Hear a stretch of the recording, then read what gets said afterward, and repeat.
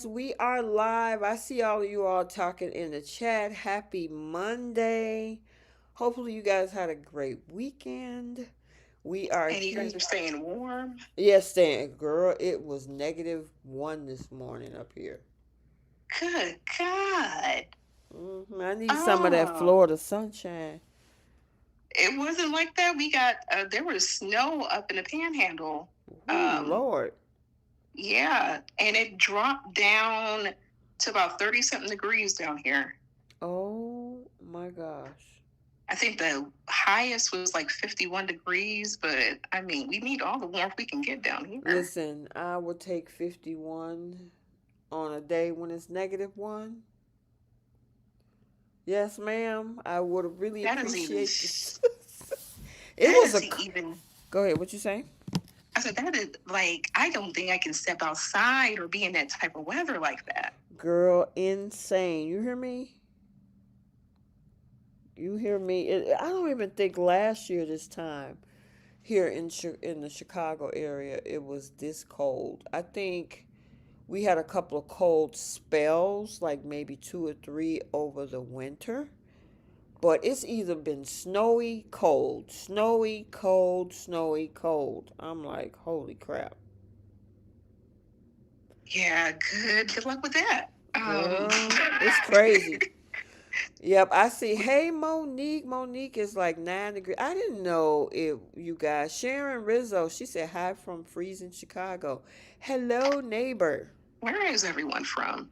That's Yeah, a good where are question. you guys? Everybody drop in the chat. Where are you from? If you don't want to be specific, you can say Pennsylvania, Illinois, Florida, whatever.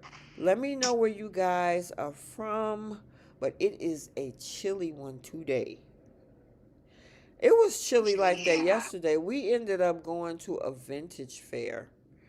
Um Yesterday like midday, and even though it was like 9 degrees, it wasn't that bad hmm because the wind wasn't blowing. and you know what? I'm trying not to complain, but like the wind chill, it's unbearable. And maybe Yeah. because we're not used to the change of Right. seasons to get ourselves prepared for winter. But y'all can have the cold air. I'm in Florida for a reason. Yeah, cuz aren't you originally from like Indianapolis or something? Yeah, I grew up That's in what I Indiana. thought. Right. So I that's such a big but change to come from Indiana to Florida. Yeah, and I next year marks what 20 years since Oh, I wow. living in Florida.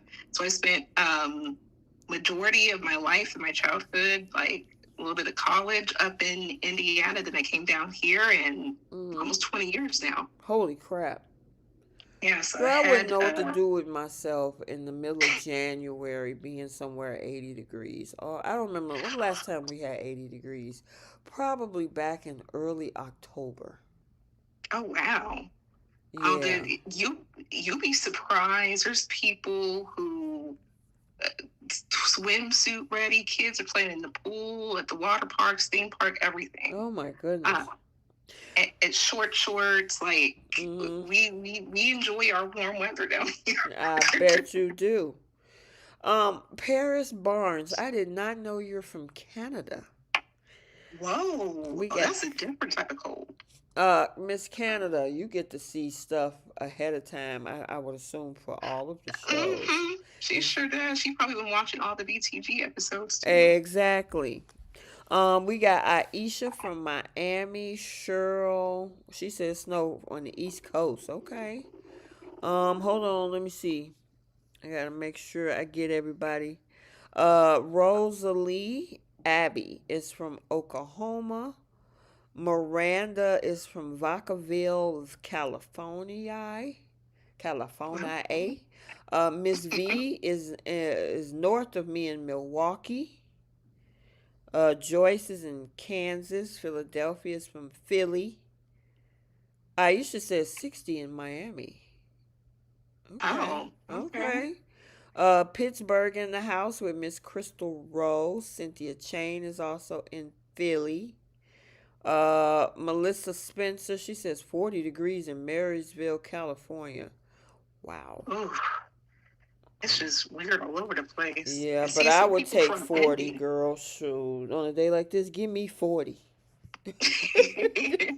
Anything is better than negative um, 3 degrees. Hey, Shame. Tommy. He said, hey, T and Bree. Jenny Oh, from Indianapolis. Tommy is in Cali. Ooh, Jacqueline in Belize. oh, wait a minute. She's from Belize. All right, That's Jacqueline. cool. Sharon said, I Yes. hate the cold, but I can't take the heat. I know, because as cold as it gets here in the summertime, we do get some heat, the humidity. Mm-hmm. So, yep.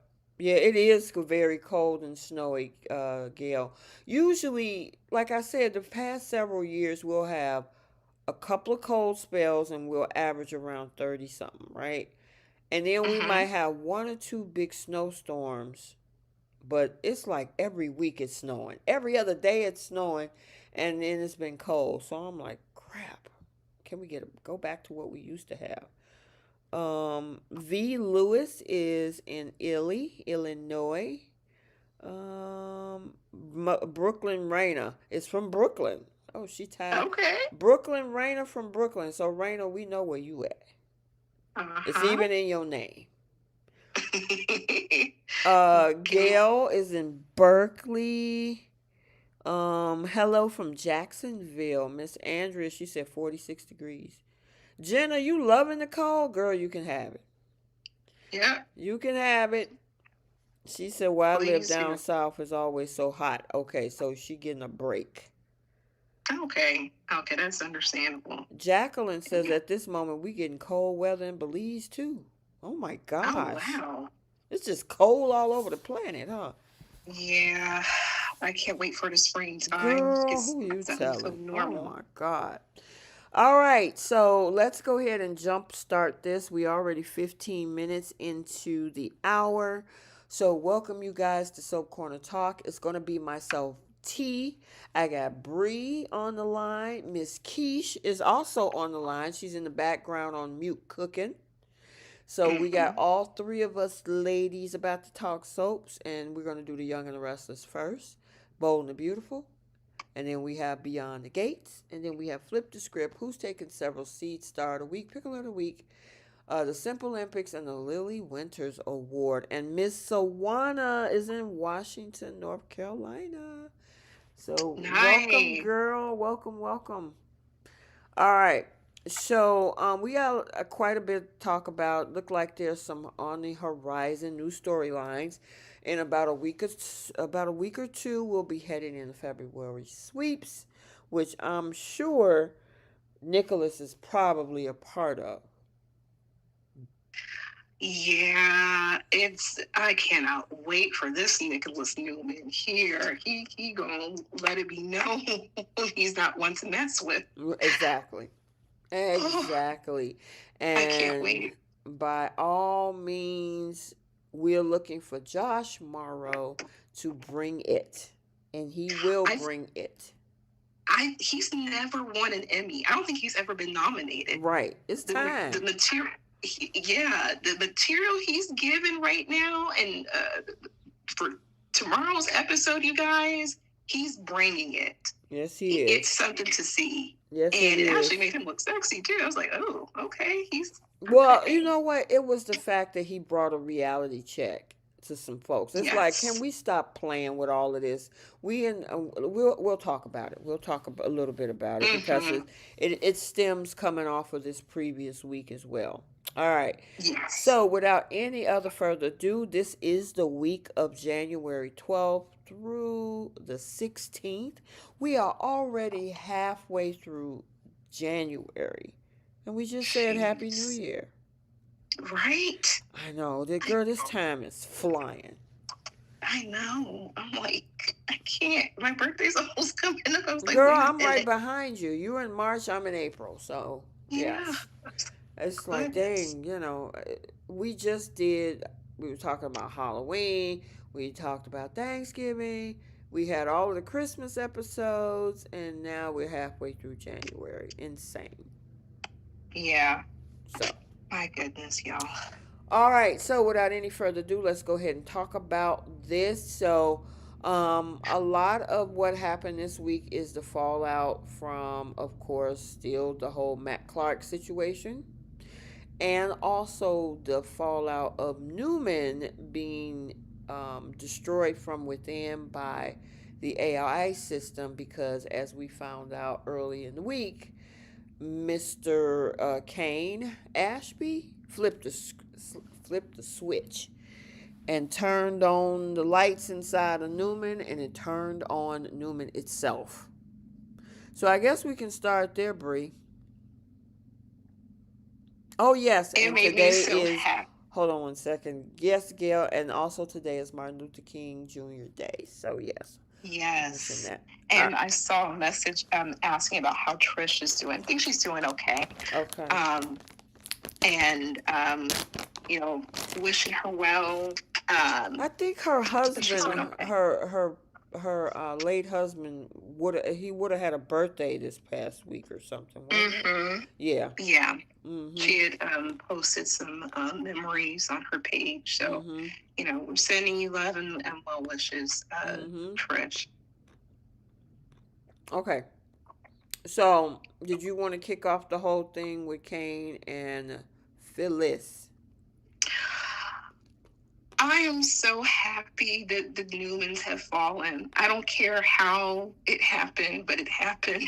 Mhm. And the fact that he had this in his back pocket and he could have used it to save, before his company was destroyed. But he was trying to simp for Lily. Mhm. He learned his lesson now, and I'm just elated by this revelation and the fact that he flipped the switch and it's eating Newman Enterprises alive. Mhm. To see Newman fall, all of them, I want Mhm. them all to fall. I'm so happy for this. Mhm. This made me so happy. Yeah, when I first, I think we kind of talked about it the weekend previously Yeah, because we saw the Monday's episode and you was like, "Girl, you got to see it," and yeah, we found out that he had this doggone thing the entire time, and I'm wondering if this was a rewrite because so many fans was complaining how much of a wuss this man was. You bring somebody like Billy Flynn over to play the role only for him because it looked good in theory. Here you bringing on this guy, Kane, became this multi-billionaire in 6 years, built an entire empire. He got a train on every continent.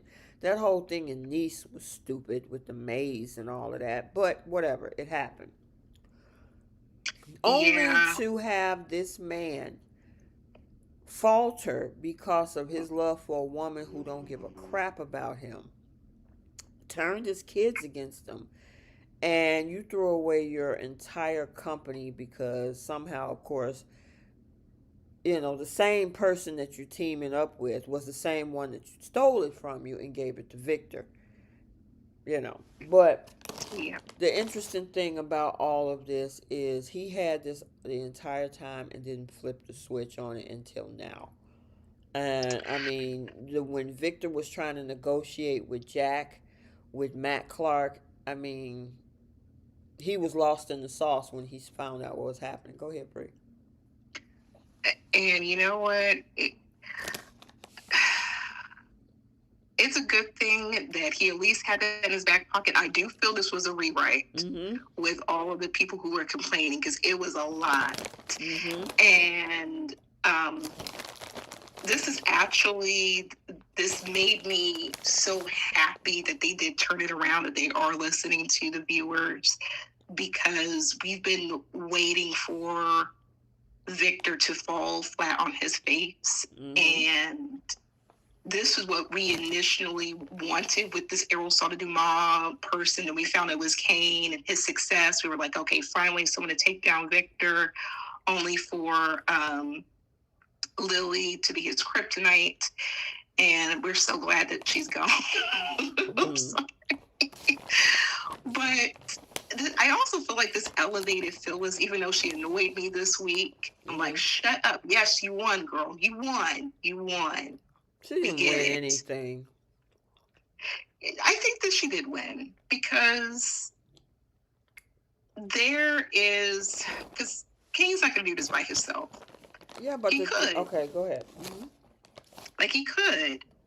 But as far as like being instrumental when it comes to other entities, the companies he wanted to take over, he needed someone who's going to be just as ruthless as the Aerosol Mob person that he built up and to be the success. Lily was never going to meet up to that, but Phyllis definitely does.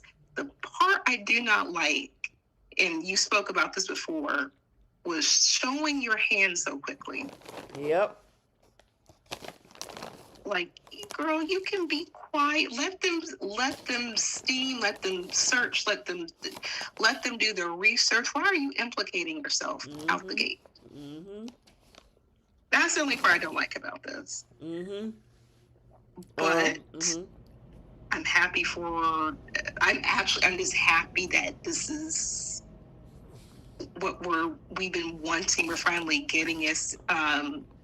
So I feel like Phyllis is going to have her downfall towards the end of the year. So I'm hoping they really make this stretch, let Victor fall, let him be penniless if it's even possible.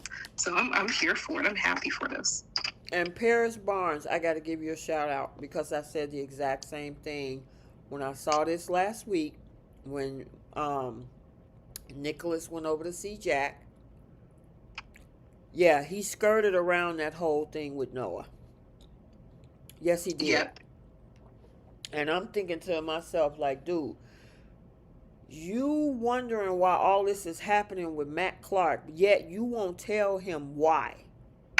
Yep. Which a lot of this is predicated on the fact of Noah sleeping with his wife, who he was in a relationship with Jack's granddaughter, Mm-hmm. cheating on her. But you don't want to bring that up. Well, how? Because Jack sure asked, like, how all this got started. Oh, well, we don't need to worry about that. Oh, yes, we do. And I'm like, okay, if Nick doesn't say anything, that's one thing. But Mm-hmm. isn't his bestie, Nikki Newman, she couldn't share the reason as to why Matt Clark is such a big issue for their family right now? Mm-hmm. Mm-hmm. I mean, that's his friend. He can forever trust her. He will wait weeks and days on end for her to help him out. Mm-hmm. How did they not know that Noah and Sienna are dating? Because I feel like they're open with it. They really haven't been because they stepped outside one time, and that was at the coffee shop, and then they got knocked over in the head, and they've been stuck in the house for the most part. Mm-hmm. Like, no one didn't even know that. Kyle didn't even know that Noah was even back in town from the hospital. Mm-hmm. They didn't share that information. Mm-hmm. They still don't know that he's back in town, or he didn't know at first? No, he didn't know at first. Oh, okay.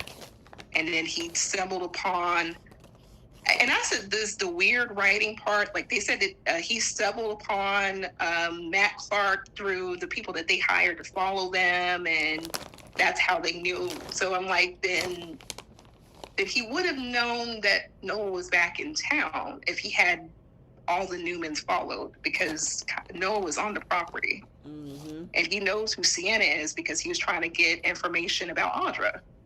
Mm-hmm. He's not new to it, but anyway, it's weird writing. Mm-hmm. But he didn't know the extent of what was going on with Noah. Yeah, they didn't connect all the dots. And I purposely did that. Because you would think the logical thing was if y'all are keeping track of them, then y'all should have known everything about what was going on, supposedly. Sienna, why Matt is upset, the whole thing with Noah and Sienna, and right now the Abbotts are in the dark about that. Do you think they're going to make an issue out of it, like once all of the Matt Clark Girl, stuff? I would hope so. It would be soapy. Yeah, that's what I'm hoping to see is Jack and Kyle, I guess, being their feelings about Noah cheating on Allie. And I'm hoping that eventually they cast somebody to play Allie, even if it's just her coming in for a month or two to be part of that drama. I honestly think they won't even go that far. I think I feel Jack is not going to care. He'll question it, but he's not going to care. And I don't think Kyle will be too invested as to what's going on with Noah's relationship. Because we've never known for Kyle to have like a close relationship with Allie anyway. So I think they're going to more so just savor in the fact that the Newmans are falling. Because, and that's the part about, especially with Tuesday's episode with Victoria, she's so butthurt and so upset that this is happening to her father. Well, she talked about today's episode too. Like they want us to fall. Like, I don't want this to happen to my father. He's such a good man, blah, blah, blah, blah. I'm like, y'all were perfectly fine with the Abbotts losing their legacy and them scrambling. Kyle reached out to you for help. All of them reached out for help to try to stop Victor and get him to come to grips that he needs to end the pettiness. He chose not to. Now it's happening to your family. And now you want grace. Yeah, you want to cry and like, oh, how can they do this to us? This is Johnny and Katie's legacy. I'm like, whatever. I gotta give Billy some kudos because he was like, listen, that's part of their legacy. What do you mean? He said their last name is Abbott. Them kids' last name is Abbott. And what can you say about that? Your legacy don't supersede the other side. Yeah, and it's also another reason why I don't think that Noah and Jack are going to care, because this is something they've been waiting for a long time. With the way the Newmans have like trashed them using Newman media, like all the abuse that like Billy has suffered at the hands of Victor, they're on their victory lap. So anything that's going on with Noah, I think it's going to be very small. They'll question it, but I don't think it's going to be a major thing. Just a mere fact, Bree, that I don't even think they're going to recast or even bring the other young lady that played Allie. They're going to sweep that whole thing under the rug. Like you say, Jack is not going to care. He's going to be like, oh my God. Huh?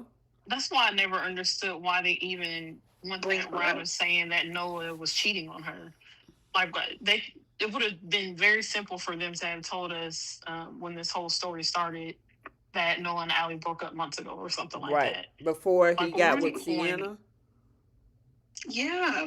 Either before or maybe right around the time that he started having the affair with Sienna and then they broke up. But it was pointless to me to make a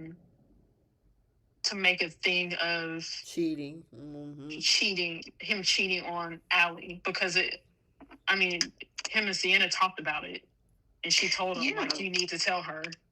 Like, why are we making that part of the story if we're not going to recast Allie and at least make that a little bit of their drama after, this whole thing with Matt Clark wraps up? Right. Yeah, like, she could have found out about Sienna and broke up with him. I mean, give this girl, like, some dignity. Like, the fact that they keep bringing her up, and then you have Noah being so dismissive when his family are asking genuine questions, like, hey, what happened with you and Allie? Oh, I don't want to talk about that. Oh, we drifted apart. So this girl didn't even know that you broke up with her. You just moved on with the whole other... Right. He's saying they drifted apart. Then why didn't you break up with her? Like, why did you cheat on her for as long as you did? Yeah. I think that was just... Sorry. No, I was going to say, like, he has a cell phone. He could have called this girl by now.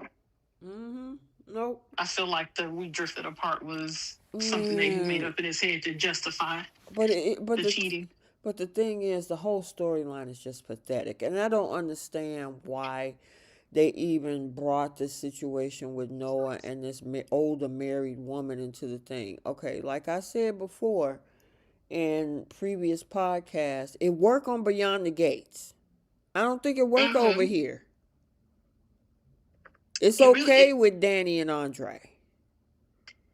if they had hired Roger as like a brand new character, like if he was the real Errol Dumas, for example, she could have been his wife or like something like that. Like they went down a dark, twisted route by dusting off one of Sharon's essayers. Mm-hmm. You know, like, and all it does is just box everybody in. And after Tuesday's episode, I'm like, where is everyone gonna go from here now?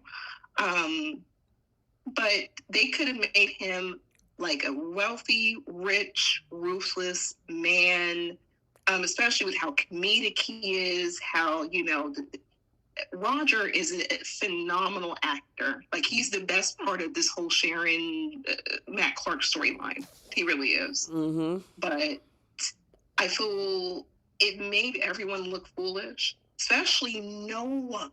Yeah, This has dumped him down. He looks so pathetic. I mean, He does. and even still to this day, she'll still claim I'm married to this man. And it's like, dude, Yeah, she keeps saying that. Calling him her husband. Exactly. Like, I loved him. I loved you. And this, that. I'm like, and then she said in spoiler alert, she said tomorrow's episode, did you ever love me? I'm like, well, why do you care? Why do you, exactly. I'm so glad you said that. Why do you care? And that's the other part too. Send him to jail. Send him to jail. She really thought that Victor was going to send this man to jail. She's like, oh, I thought Victor was going to do the right thing. And do you think he's going to send him to jail? Girl, come on now. This is the same man who decimated Matt Clark's company and left you both broke. This thing got out of hand because they allowed and they pretty much took a back seat and let Noah. They didn't want to hurt this boy's feelings. They should have just said what they felt in the beginning. Like, listen, we don't want no part of this. This is your side chick. You got this mess started. First of all, it's the man who terrorized your mama. But at the same time, you aggravated the situation by sleeping with his wife. And then you want to bring her back to Genoa City. Well, the Newmans, all of them. And they moved the girl up in their house. But they tolerated it. And so Noah was pretty much like, oh, well, then, they're going to do what I say. They don't want me to run around loose, so they'll just do whatever I ask them to. And now Nicholas can't take it no more. He about to blow his top. Oh, no, he blew it. He blew his top. Tuesday's episode is something worth seeing. I loved every bit of it. But that's what they get for letting this just...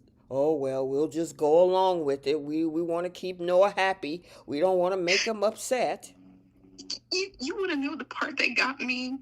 I think it was today's episode.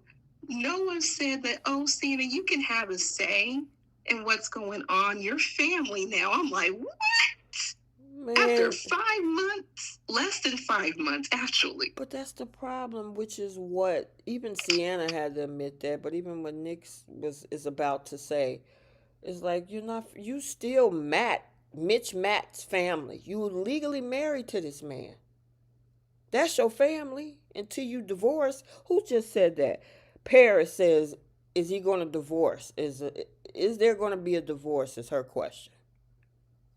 Yeah, you would have thought that she would have moved leaps and bounds to get an annulment, a divorce, or something, since she's so in love with Noah. Bree, she had nothing but time on her hands. Remember we had that conversation a few weeks back when she was in that hotel room handcuffed to that bed. She sounded a little bit too convincing to me about how she felt about Mitch Matt. Yeah, I'm like... It's one thing to try to say and do whatever, but you would have thought that was marriage counseling. The fact that she's still calling this man her husband, asking this man, did he ever love her? She's talking about like, oh, you were so funny. You were so charismatic. I loved you. And I'm like... And Noah is just taking it on the chin. I'm like, dude, are you listening to this? And she doing it in front of your family. I'm going to go back and look at the facial reactions when she was talking, because it was already dumb that they did their own version of a court hearing. I'm like, you guys could have took him to jail several times by now, but you guys want to punish. Like, and they're all saying how they feel about like Matt Clark and what he's done, and then she's talking about like, did you ever love me? You were so sweet. You were so charismatic. I'm like, And I was yelling at the screen, why do you care? thank Why you. do you care? You in a whole situation with Noah. Why do you care whether this man loved you or not? Mm-hmm. Yeah, she gonna hurt Noah. Ooh, I cannot wait. I cannot wait for the boy to Girl, fall that little flat on boy his need to face. get his feelings hurt. I mean, how you start is how you end. Yep. And my thing is, I feel bad for calling him a boy, but that's how he's moving, He's moving like a like a love child. struck. Yes, not listening, just being completely reckless, and then he wants to try to talk tough and puff up his chest with his daddy. His daddy checked him in Tuesday's episode. Yeah, I'm telling you, that whole thing, all of this mess you could have left in California. And she keeps saying, this ain't my family. I need to go home. And he won't let her. Let that girl take herself back to LA. But how about she don't need anybody's permission? She can Yeah, always she leave. grown. You overgrown. She old enough to be his mama. She don't have to listen to. She could have been gone. Victor was gonna offer her some money. She better take that while she can, while Newman even has any money. Oh, And be gone. I know, right? You know, Mm-hmm. but we got to talk. I want to go back to the whole thing with Phyllis because you kind of touched on it about her winning. Wait a minute. Before I do that, Keish, did you have anything else to say about Noah or anything? Nope, you guys covered all of it. Oh.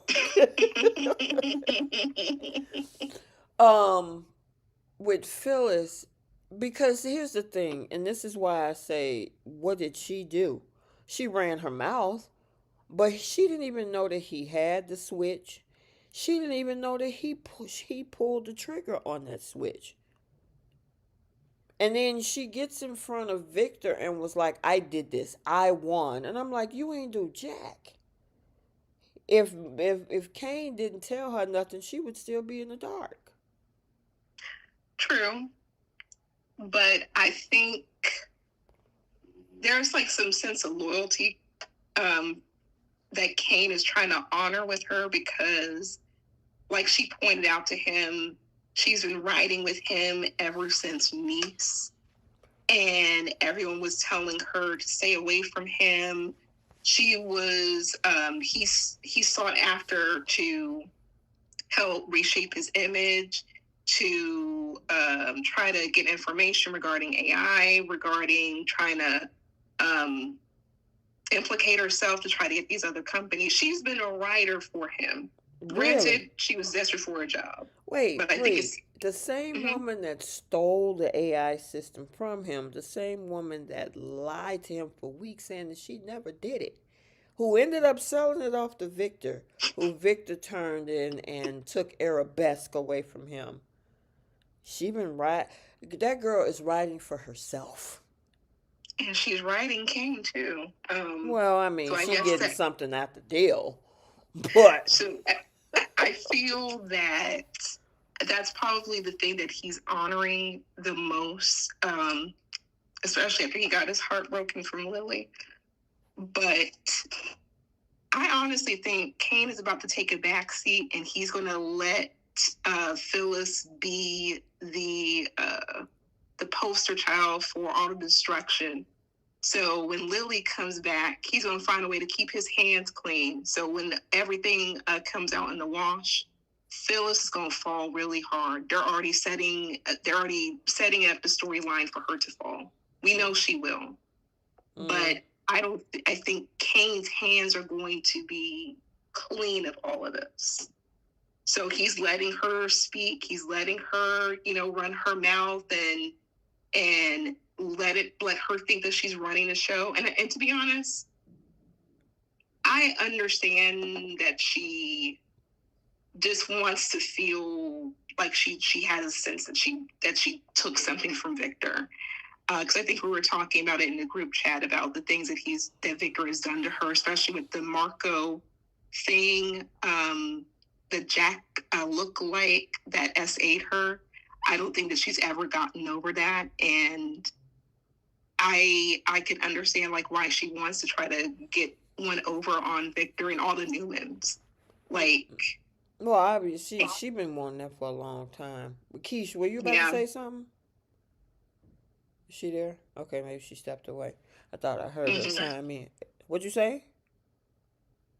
Did you comment? Yeah, I was asking if you was gonna say something. Oh, I just wonder at the end of all of this, because Phyllis is definitely, she's being very arrogant about it, and this is the same thing I said last week. Is at the end of all of this, what is she actually going to get out of this? Because right now she's just being Team Kane, but she has no real power. Right. So that's what where my curiosity comes in at. Is she never does anything to ensure that she walks away with something. Yeah, I Because mean, when Lily Victor comes back, screwed her. Right. she's going to be out. Yeah, because I mean, she tried to get a deal with Victor. She got screwed. And then now, you know, this whole thing with Kane, like you say, Brie, it could be a situation where he leave her holding the bag. And she ends up with the fallout. And when Lily comes back, he gonna be like, well, you know, I ain't got nothing, it ain't me. You know. I think that's exactly what's about to happen. And so she's getting her victory lap now, but they're already setting up her downfall. And I think Nick Newman, he cemented that. He was, like you say, hotter than fish grease. I mean, the way that he just sat in the train car, he did like a whole Victor Newman move. Like they scared the both of them. Kane went ahead and left, but Nick and Phyllis, that chemistry between Michelle and Josh, like, is insanely good. It doesn't have to be anything romantic. They just have incredible on-screen chemistry. They're setting these two up to really be enemies and really go after each other. Yeah, well, and I'm so here for it. He put the fear in her. She was shook. Yes. When he brought that whole thing up about Summer and how she feel about her going after her grandfather's company, and how your kids gonna see you, as much as Phyllis tried to be like, oh, it's gonna be fine, because she kept telling Kane, I'm not, and Kane is like, listen, you gotta figure, you gotta know what you signed up for. My kids cut me off. It's a wrap. Yeah. So are you up for this? I need to know right now. And she kept saying, oh, I'm fine, I'm fine, I'm fine. But that girl was shook. Yeah, the way he was mad. I know. What you say, Keish? I was just going to say, I kind of think that she really does think that it's going to be all good, because Summer and Daniel always forgive her in the end. I think the last incident where she faked her death, it took them a little bit longer than normal, but she, with her experience, is they end up forgiving me. So I'm just gonna do what I'm gonna do and just deal with the consequences later, because they'll come around anyway. I agree with that, because there's nothing worse than you're faking your unaliving. Mm-hmm. So they're going to think like, oh, this Newman takeover is she's probably thinking like, okay, this takeover is nothing worse than that. So I can understand her, pushing it off to the side, but I think her need to win, as much as she kept on saying it, meant more than her kids. And in her own way, she's been voicing that to Kane, and she even voiced that to Nick because he was pleading with her. She's like, I want you to think about my kids, the kid that we share, Christian, all these other kids I have. Think about their family, their legacy. And she's like, oh, well, y'all just got to deal with it. Kane and I, we run Newman Enterprises now. And he was like, I would have done anything for you. I even offered you a chance to start your business and I funded. She's like, on your terms. Mm-hmm. Even still, I'm like, Phyllis, this man has always put his cape on to save you. Yeah. He got 1 million capes. He's used at least half of them for you. He was the one that saved her and her and Sharon with, what's that guy name? Mark Laurent, early last Martin. year. Yeah. That was just recently. Yep. And he's been there for like the stuff, the trauma that she was facing. And like, he was really trying to appeal to the side of her that you would think gives a crap about him. She was completely cold about it. And she's like, look, we won, deal with it. And he's like, okay, fine. I'm going to grind you to dust. You're not coming back from this. Yeah, you see, I'm going to make sure that call to Summer. Mm-hmm. I think you need to know what's going on with your mama. And the more they keep bringing this girl up, I'm like, did they recast her? I know some people think that they did. It's speculation, but I honestly think that we might get Summer coming up because Abbott's keep bringing her up, and the Newmans have been bringing her up over like the last few weeks now regarding the software storyline. So I'm wondering if that's going to change things for Phyllis. I don't know, but I'm hoping that she's able to ride this out at least for a good year. Let the Newmans fall for at least a year, please. Right. Because like I'd love to see the panic, the fact that they've allowed their daddy to get away with all of the evil behavior towards everyone. I mean, look, Kane and Phyllis, if they did it, hey, more power to them. Even Diane was like, yay, Phyllis. I was shocked that she even said that. Right. But this is a long time coming, and Victoria's being a whole hypocrite on Tuesday's episode. Yep. I totally agree. All right. So let's keep it moving. I kind of want to touch on this whole thing with Kane asking Billy to be a part of the equation by giving him Chancellor. Now, of course, this man is like, oof, I get to have the opportunity to get Chancellor, and he's doing it because he felt that, obviously Jill and Victor screwed him over, and so he kind of want to, throw Billy a bone and say, hey, when this all said and done, I'm giving you Chancellor. What you want to do? I'm going to give you some time, think about it, take it off the table. The problem is Sally. Sally knows exactly who she's dealing with. Mm-hmm. You knew him from day one. Come on.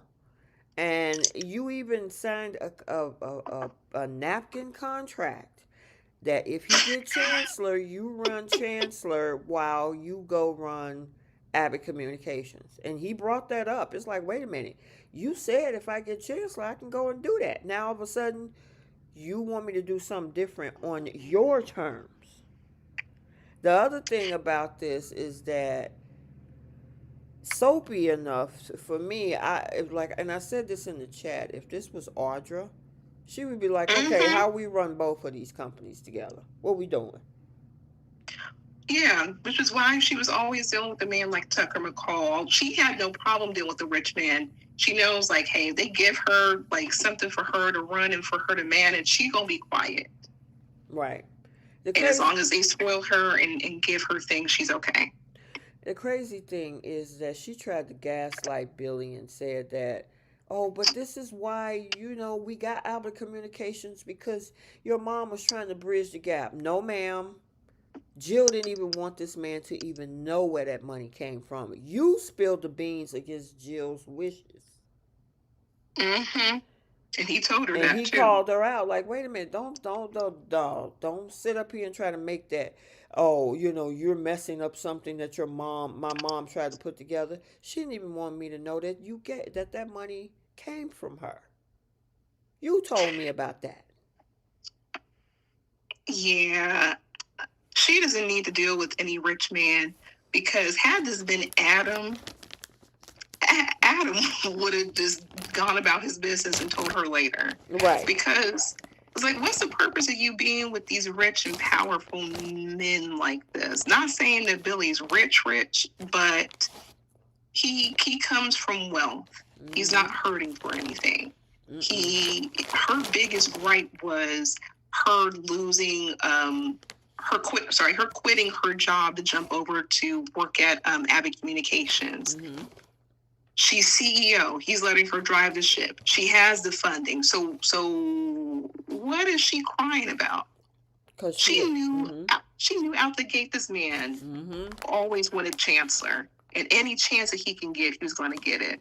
And then she's complaining about the drinking. She's like, oh, you're not focused. You promised me. You're acting like my dad. I'm like, he's not your daddy. He's your boyfriend. He's not even your husband. He's giving you a chance to run his company, which he could easily place somebody else. Mm-hmm.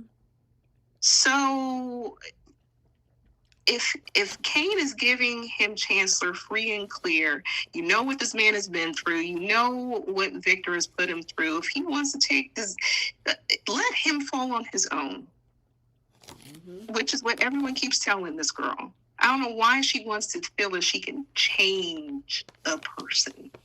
She's never going to do that. This is why I don't understand, like, why she ever got with Adam or even Well, she Nick. thought she could change him too, and that didn't work either. Mm-mm. It's like, go and get yourself with a regular guy. Mm-hmm. That's why Because she you ended could, up with Nicholas for that short period of time because Nicholas was like, okay, whatever you want. yeah. I mean, he was willing to raise another one of his brother's baby. Right. I mean, like, she her issue was, I'm left high and dry, and I want to be able to work and blah blah blah blah blah. So you're CEO of a communications company. Mm-hmm. Audra is without a job. I'm pretty sure she could step in where Billy is at and be your second in command, and then let Billy go over there to Chancellor and call the day. Mm-hmm. What is your issue? You got anything, Keish? Nope, because I ain't been paying attention to those two. Oh. Thank you, Monique Abrams. She said even Audra pointed that out too. Mm-hmm. She was like, Sally knew when she was signing up for it. She sure did. Mm-hmm. Went Yep. back to him and like, nobody told you to quit your job. You chose to do that. Now you're running this company. You made this man sign a Kleenex contract to have you run Abbott Communications if he's able to succeed and get Chancellor. That's pretty much a done deal now. Yeah. He's just letting you know what he's about to do. Well, the other thing is, like you were saying, she thought she can change him, but she also thought she could control him while she changes him. Yeah. And with her being in that leadership position over at Abbott, and she kept saying, well, what does this mean about how you feel about me? Don't throw that in there.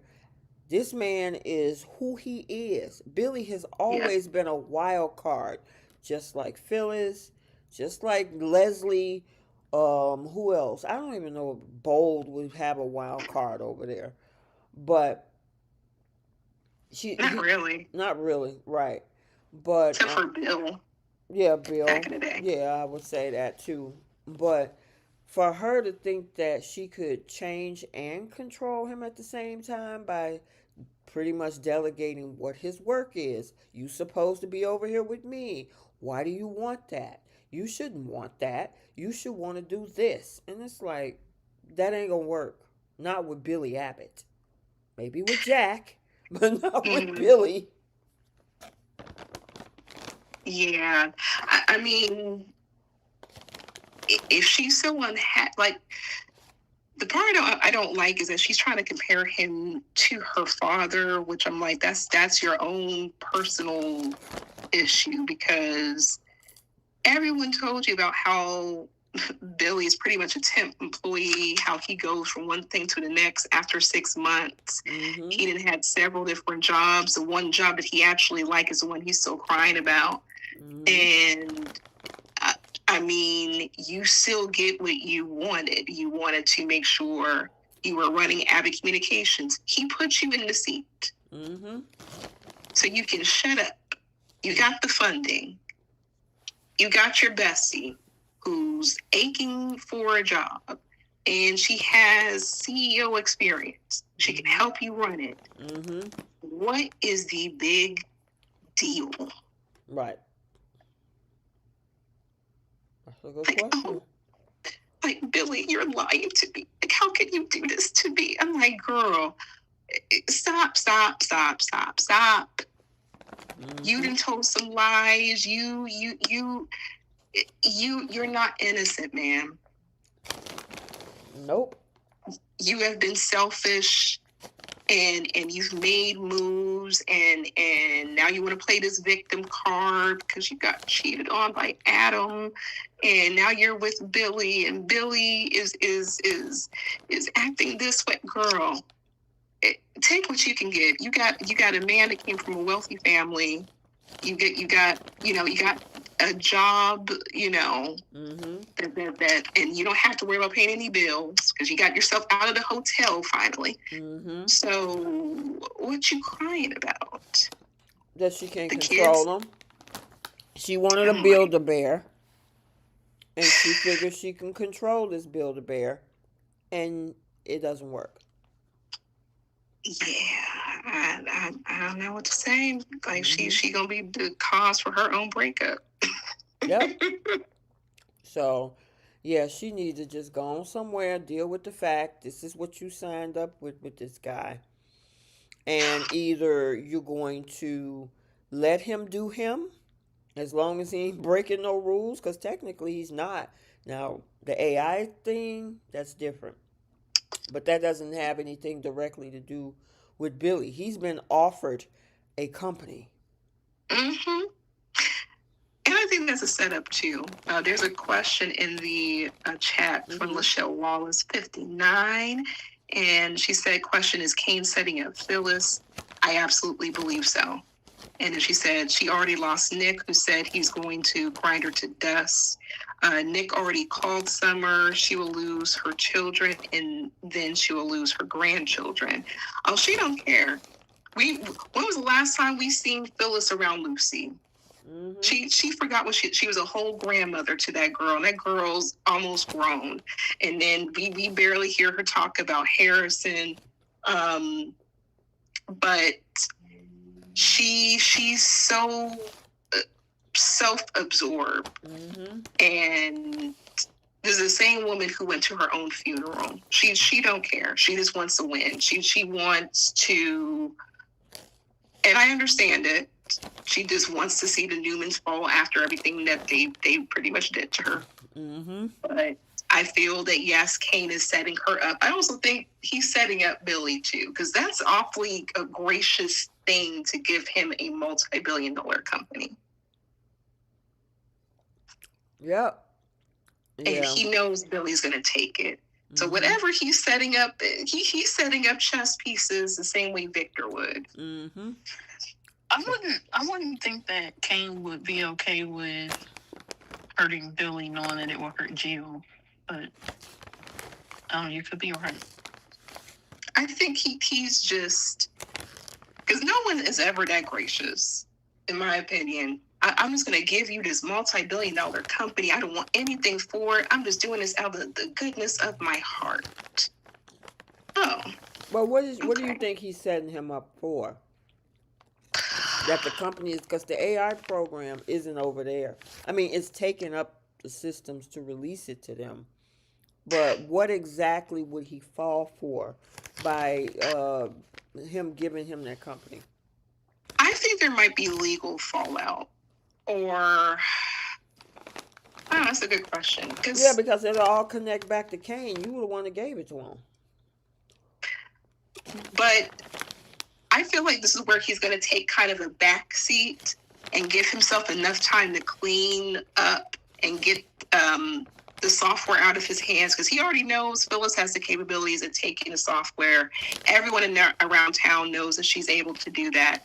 And they also know that Billy is also very vindictive enough to want to go after Victor, and particularly Chancellor. How he's going to set them up, that's up to Josh Griffin, and we know how this writing goes. But I feel like this man's hands are going to be clean.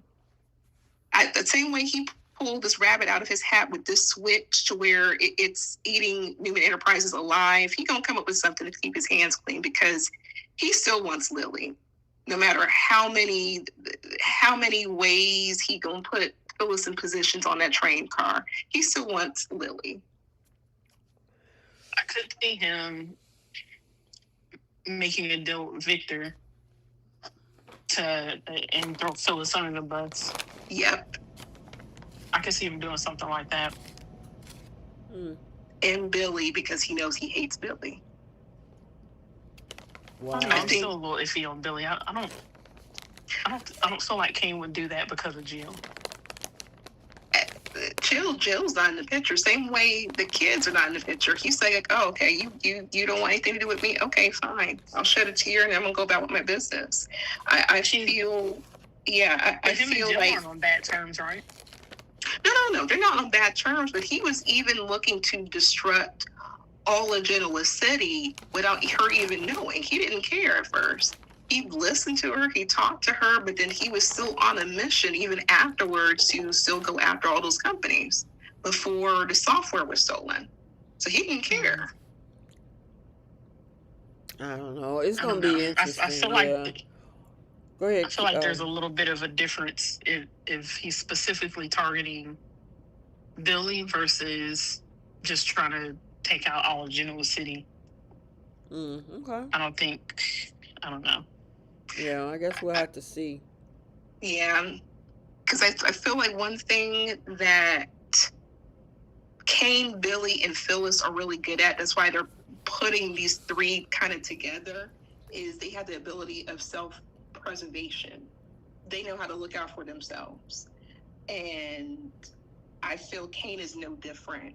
Well, this new version of Kane is no different. So I feel that he's setting up Phyllis for a big fall, but they keep putting in the writing. And the fact that he's being so generous all of a sudden to Billy, saying like, oh, this is my brother, I still care about him, blah, blah, blah, blah. But no, I'm not buying that. Okay. The last piece that we have is just something quick where Sharon gets news from Tessa about the fact that Tessa's pretty much done and she wants to divorce Mariah. So good for her. She tried. 8 months. She tried hard, and there's only so much she can do. Like she cried a lot, and Mariah also chose not to be around their baby. Like you're reaching out, and you're on the verge of self-destructing. So she's like, look, I'm gonna save myself. I did everything I could. Right. She pulled herself out of the facility. If there was something wrong, they probably would have stopped her. She's able to use her phone to send a text message and send a gift to our daughter. We doesn't want to communicate with our child. So I'm assuming she's good. She doesn't want nothing to do with me. I'm moving on. Right. I mean, obviously that's a storyline that drug out for the longest because with this whole thing with Mariah, Ian, the clinic, Daniel, Tessa, it's been dragging for a year almost. And Yeah. if this is what we're going to do, Cameron Grimes, I know she recently got married. She had her little boy, her and her husband, a little over a year or so ago. If she's taking some time away and she's not going to be on canvas, let's just move the storyline on. You know, I don't know Yeah. if she's on recurring status or whatever, but obviously, Cameron is not as active as she used to be. And then that brings me to something else really quick is Cassidy first. If Sharon never goes to work and Mariah is MIA for the most part, who's running the company? Give that company That's to some that company could have went to Phyllis. We've been saying that for the longest. It's an IT company. She's an IT girl. Hey, one yes. plus one equals two. You would think, but Josh Griffin said it equals 4. No, But that's Bell. they one and the same. Right. At this point, they could trade places the same result. But yeah, and the thing is, the Mariah storyline had a lot of ingredients to be this awesome storyline, and then they kind of went away with that. Then you got Sharon. They throw her into all these different scenarios, and we're supposed to remember that she's a businesswoman with this major tech company. And I'm like, Phyllis is your friend. You know, she's been looking for a job. Like, she could have stepped in to help you. This Mm-hmm. this is her forte. Yep. It's just dumb writing. It just didn't make sense. I mean, even back then when the Cameron Kirsten character was on for a brief stint and then he left, he got unalived before he became the ghost of Sharon's past a year later. um they could have easily said, well, Sharon was like, well, what am I going to do with this company? I can't use it. I'm not an IT person. She never was. I mean, she was a therapist and a what they call a Yeah. barista. Yeah. How I'm did we? like, That's a huge leap being a barista. And I'm not saying that people can't do different things in this world, but in the soap land, she went years getting her degree in psychology, only to give her an IT company.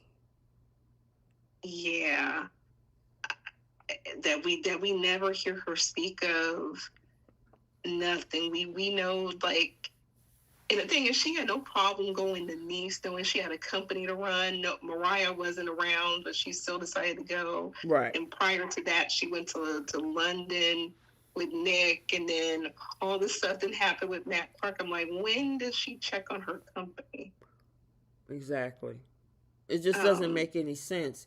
They could have definitely, especially since Phyllis was floating, yeah, looking for something to do and scheme after hookup after doing this and doing that. Y'all could have been like, you know what? Hey, I got a company up for sale. You're interested? You're in IT? No. So I that just had to that throw would that out there. that would have been a great storyline. Yes, it would have. Yes, it Like, would and have. they could have expounded on that friendship, that the last time we saw them as friends was in Nice on the Mm-hmm. train car, Mm-hmm. Yep. holding hands and hugging each other, and that was it. That was it. So, all right. Did we cover everything on Y&R for this past week? Yeah, I I think think we so. did. And Keish, did you have anything else? I know you're not really Y&R. You just take it or leave it, huh, girl? Yeah, nope, I don't have nothing else. I'm trying to think. Um, we didn't get a lot of um, what's his name? Oh Lord, because Chelsea has been gone for a while. Adam, did we get any Adam stints last week? I thought. um, only when they were talking about the destruction Okay. the AI software was doing to the company, and Victoria was trying to put her head together with him, and I think Oh. we saw what's that girl's name, Claire, Right. all up in arms, like, oh my god, like this is happening to our family. I'm like, yeah, girl, this would have been Kyle, this would have been the Abbotts, Right. and you want to That's the believe other that. thing I forgot to bring up is that conversation between Michael and Diane. Oh, Yeah. Because hey. she was hoping to get the information, and I mean he did tell her like, listen, you ain't hear from me, but yeah, the Newmans are imploding, so of course she went and gave that information to Jack and Kyle when she got back home. But I'm wondering if she hadn't a push, he wouldn't have said nothing. Oh yeah, I don't think he would have said anything. Mm-mm. And it makes me wonder, is he gonna go after his friend Phyllis after they just made this truce Yeah, on that's a the good anniversary? question. That's a good question. I mean, like how much are you for victory? And the thing is, Phyllis called them outright, because Lauren and Michael, they are fair weather They friends. are. Nikki is definitely not as much of a friend as Jack is to her. Mm-hmm. And now she up in arms about, oh my God, Chancellor, and all that, our legacy, our fortune. Oh, I'm Mm-hmm. like, ma'am, you didn't care when it was the Abbotts. Right. You didn't care to move a muscle. You went to sleep, remember? Mm-hmm.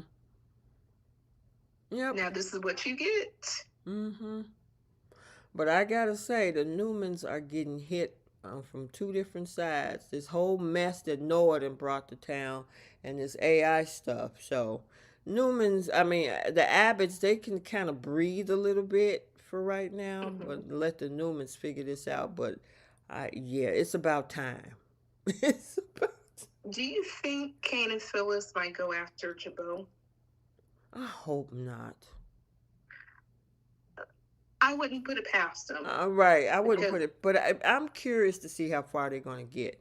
This cannot be long standing, and like you said, it could be all a setup and all of this stuff, that Kane is doing. But just like I don't see Katie's company, which we'll get in going long term, I don't mm-hmm. see the same thing with Kane and Phyllis, or even Yeah. Kane running this thing long term.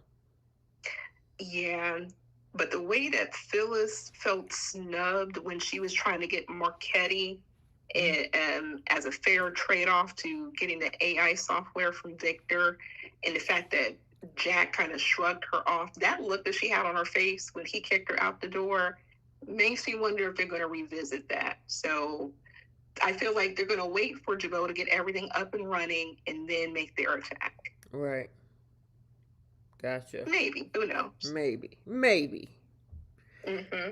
All right. Now, okay, I guess we can move it along. Yeah. We gonna move over to the Bold and the Beautiful, and I think we had like maybe two and a half storylines. We had this whole thing with Kate. Well, no, three, three and a half, three and a quarter. I don't know how to That's describe it. rare. Right, That's because we rare. got the whole thing with Katie, Brooke, and this whole Logan fashion house.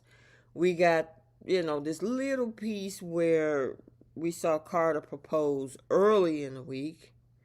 Then we got RJ back, which a lot of people are not happy about the rewrites with the character, and this whole thing with Elektra. Yeah. And what was it? I think it's the whole thing with Taylor, and yeah, so they were able to squeeze all that in there with Deacon Taylor and all that. So where y'all want to go Wow. first? Keish, where you want to go first, girl? I'll let you call it. I suppose RJ.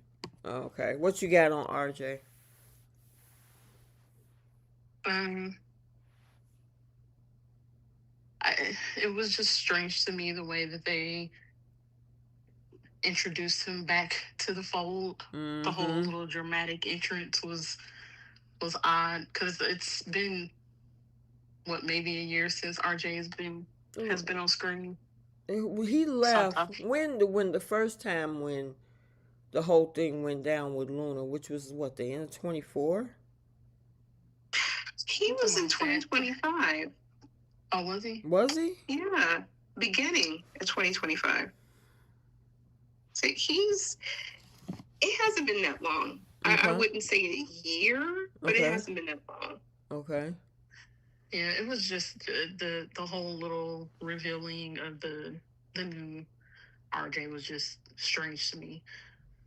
But also when him and Electra were talking, and the way that they were talking about Will, it was as if Will was just, some acquaintance or something like that. Like, this is his cousin. And she was like, when she told me she was dating Will, she was like, "Oh yeah, do you know him?" And it's like I understand that maybe they didn't grow up together, seeing each other very often, but they know who each other, like they know who they are. Like I have cousins that I haven't seen in a decade or over a decade, but I know who they are. So if, when we see each other again, it's not going to be this weird thing as if they're a stranger because we're aware of each other. So it was just, I don't know, the conversation between him and Electra was just very weird.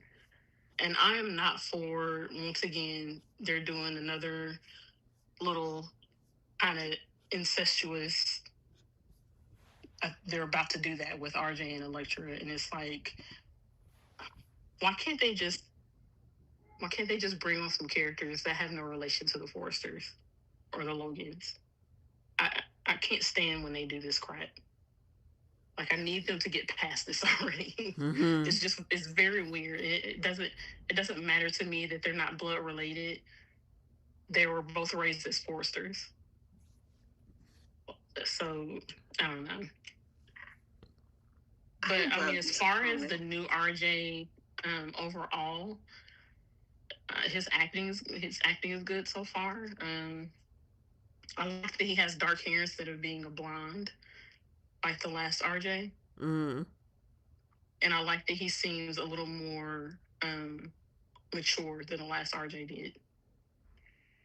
So that's all I got.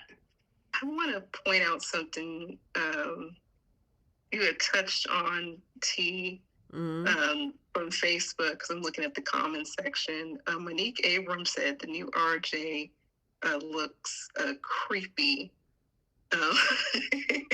It's in the eyes. He gives me psycho vibes. You said you saw quite a bit of this online from this new recast. I personally didn't see that. I think the hair is a little too dark, personally, and maybe that's kind of giving that I don't know. But the part that got me was like in the conversation. I think they were talking about this. I think it was today's episode or maybe Friday's episode, something where they were bringing up the stuff regarding Luna, as if he had no idea who she was. And I'm like, you were in a relationship with her. She made you think that she lost her V card to you. She lied to you. She put you in the middle of a confrontation with your cousin Zende. And then you're bringing up like, oh, how can you be involved with Will after everything that happened with Luna? I'm like, you were involved with Luna. Right. So it's the rewrite that's bothering me. But I thought it was kind of goofy and very Disney-esque how all the girls were like, oh my God, it's RJ. RJ. I'm like, it's not that deep. It really isn't. Not to say he's not a handsome man, because now the pictures of him online, he's jacked. He is in shape. So the Inspector Gadget tuxedo jacket he has on is hiding all of those muscles. So maybe we need to see, the physicality to change our minds. But, I didn't personally see the creepiness. I don't know if anyone else in the chat saw that. But I didn't. I think people are being honestly pretty cruel about his looks, I mean, which isn't fair. I think the hair is just a little too dark. Maybe it's just it's styling. I don't know. I mean, the styling is one thing, but I've seen people like really go in on his facial features, and I Oh don't think God, yes. It's been that's not brutal. fair. It's been Yeah, brutal online. I mean, they were questioning his ethnicity and all types of yeah, they just don't they didn't like the recast. yeah. Yeah, So I I think the recast is fine. I think they Oh, needed look a at more Jacqueline McCullough in the chat. we should ask the Soapies if they like the recast or not. Well, I mean, hmm I shit. think as far as his acting goes so far, he's a fine actor. And I think he has a more mature look and presence than the last RJ did. So I'm fine with the recast. I just don't I like. Oh, go ahead. I'm sorry, Keish. I thought you were done. No, you can go ahead. No, I just don't like the fact that they try to redo the script, but it shouldn't just Oh yeah, surprise me when they tried to do the whole thing with Hope and Carter and Yeah, hmm and all this sort kind of stuff. Like, we weren't just there. I could see if it was something that they tried to switch 10, 15, 20 years ago. But right. this stuff just happened and we just saw it. And then Yeah. for him to come back and says, "Oh my God, I'm back in town because I haven't seen my parents in years," and I'm like, "Dude, mm-hmm. Yeah. you Yeah. were I agree just." with you I there. was like, "What?" And then they made it a point because obviously they're going down the road with Electra and this whole triangle with him and Will, bringing up the whole Maroney card. Yeah. And that's been a big thing because online, when something goes on, people be like, well, he is a Forrester. He was adopted by da da da da. Now all of a sudden you want to create the separation saying, well, we're not blood related. We're our Maroney thing. You know what I mean, Dad? And I'm like, oh, so now you want to throw the Maroney card in because of the fact that you Right. want to create a triangle between you, Will, and Electra. And you Mm-hmm. know what's funny is I bet they wouldn't try that with Zendaya, who we all know is obviously adopted, Mm-hmm. but they Yeah. keep doing it with these long lost foresters that live in another state or another country, and like one of the established foresters, because this is basically Thomas and Ivy all over again. Mm. Yeah. Like I would be curious to see like what it would have been like with the Zende and like Ivy Mm-hmm. situation. Um, but to be honest, and the thing is no shade whatsoever to the actors. I'm like, it's your money.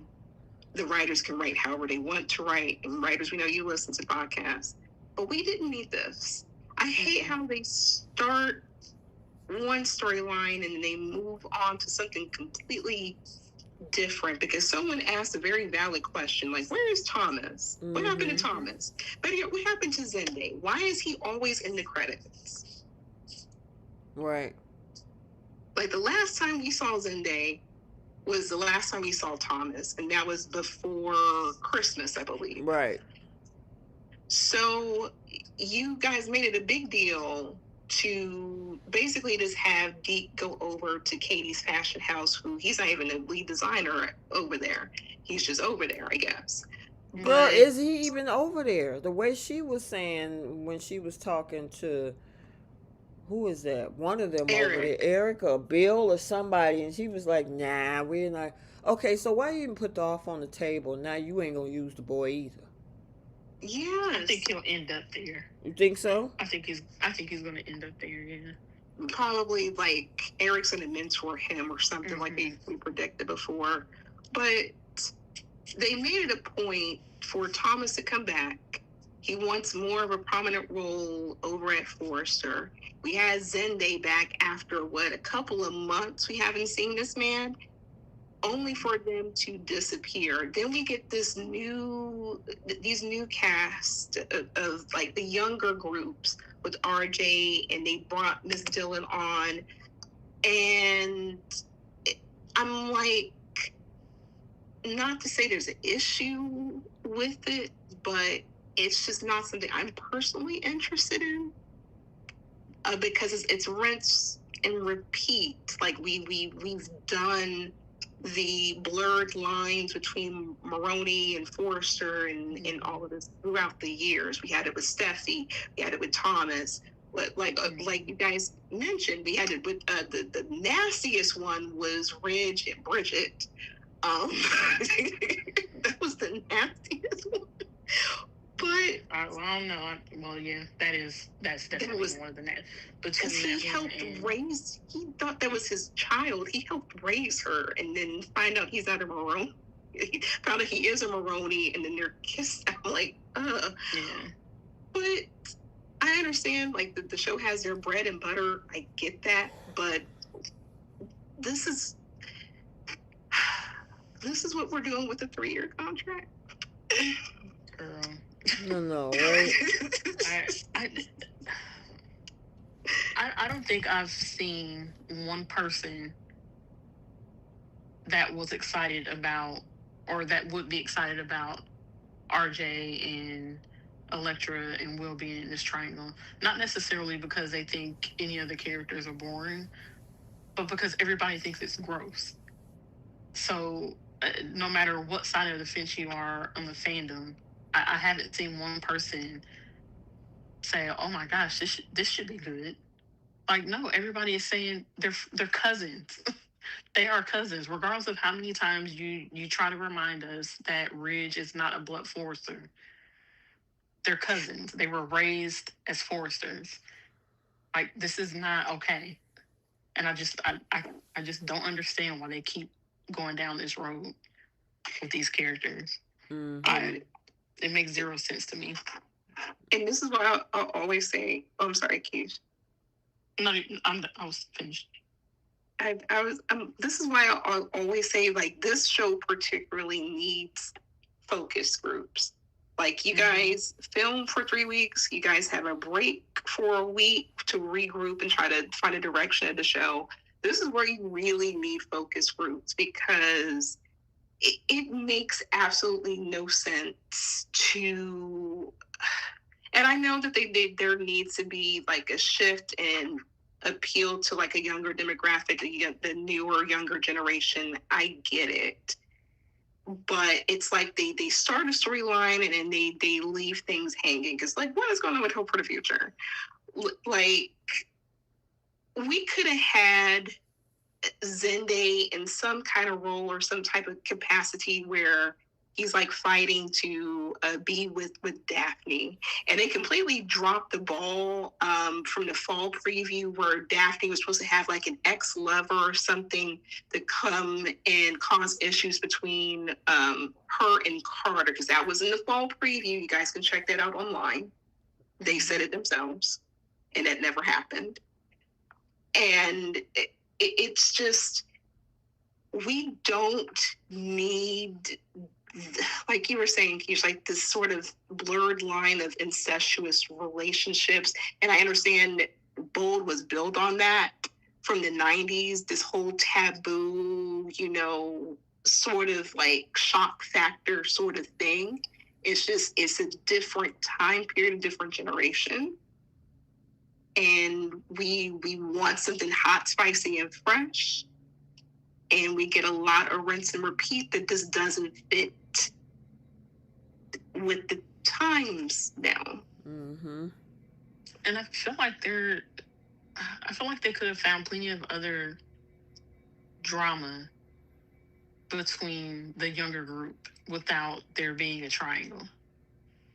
Like, why couldn't RJ have come in and saw Dylan at Forrester, and that's who he's attracted to? Like, why does there need to be yet another triangle with Will and Elektra?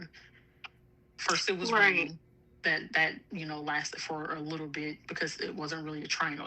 He was just obsessed with her. And the same thing with Luna, another version of a triangle where she was just obsessed with Will.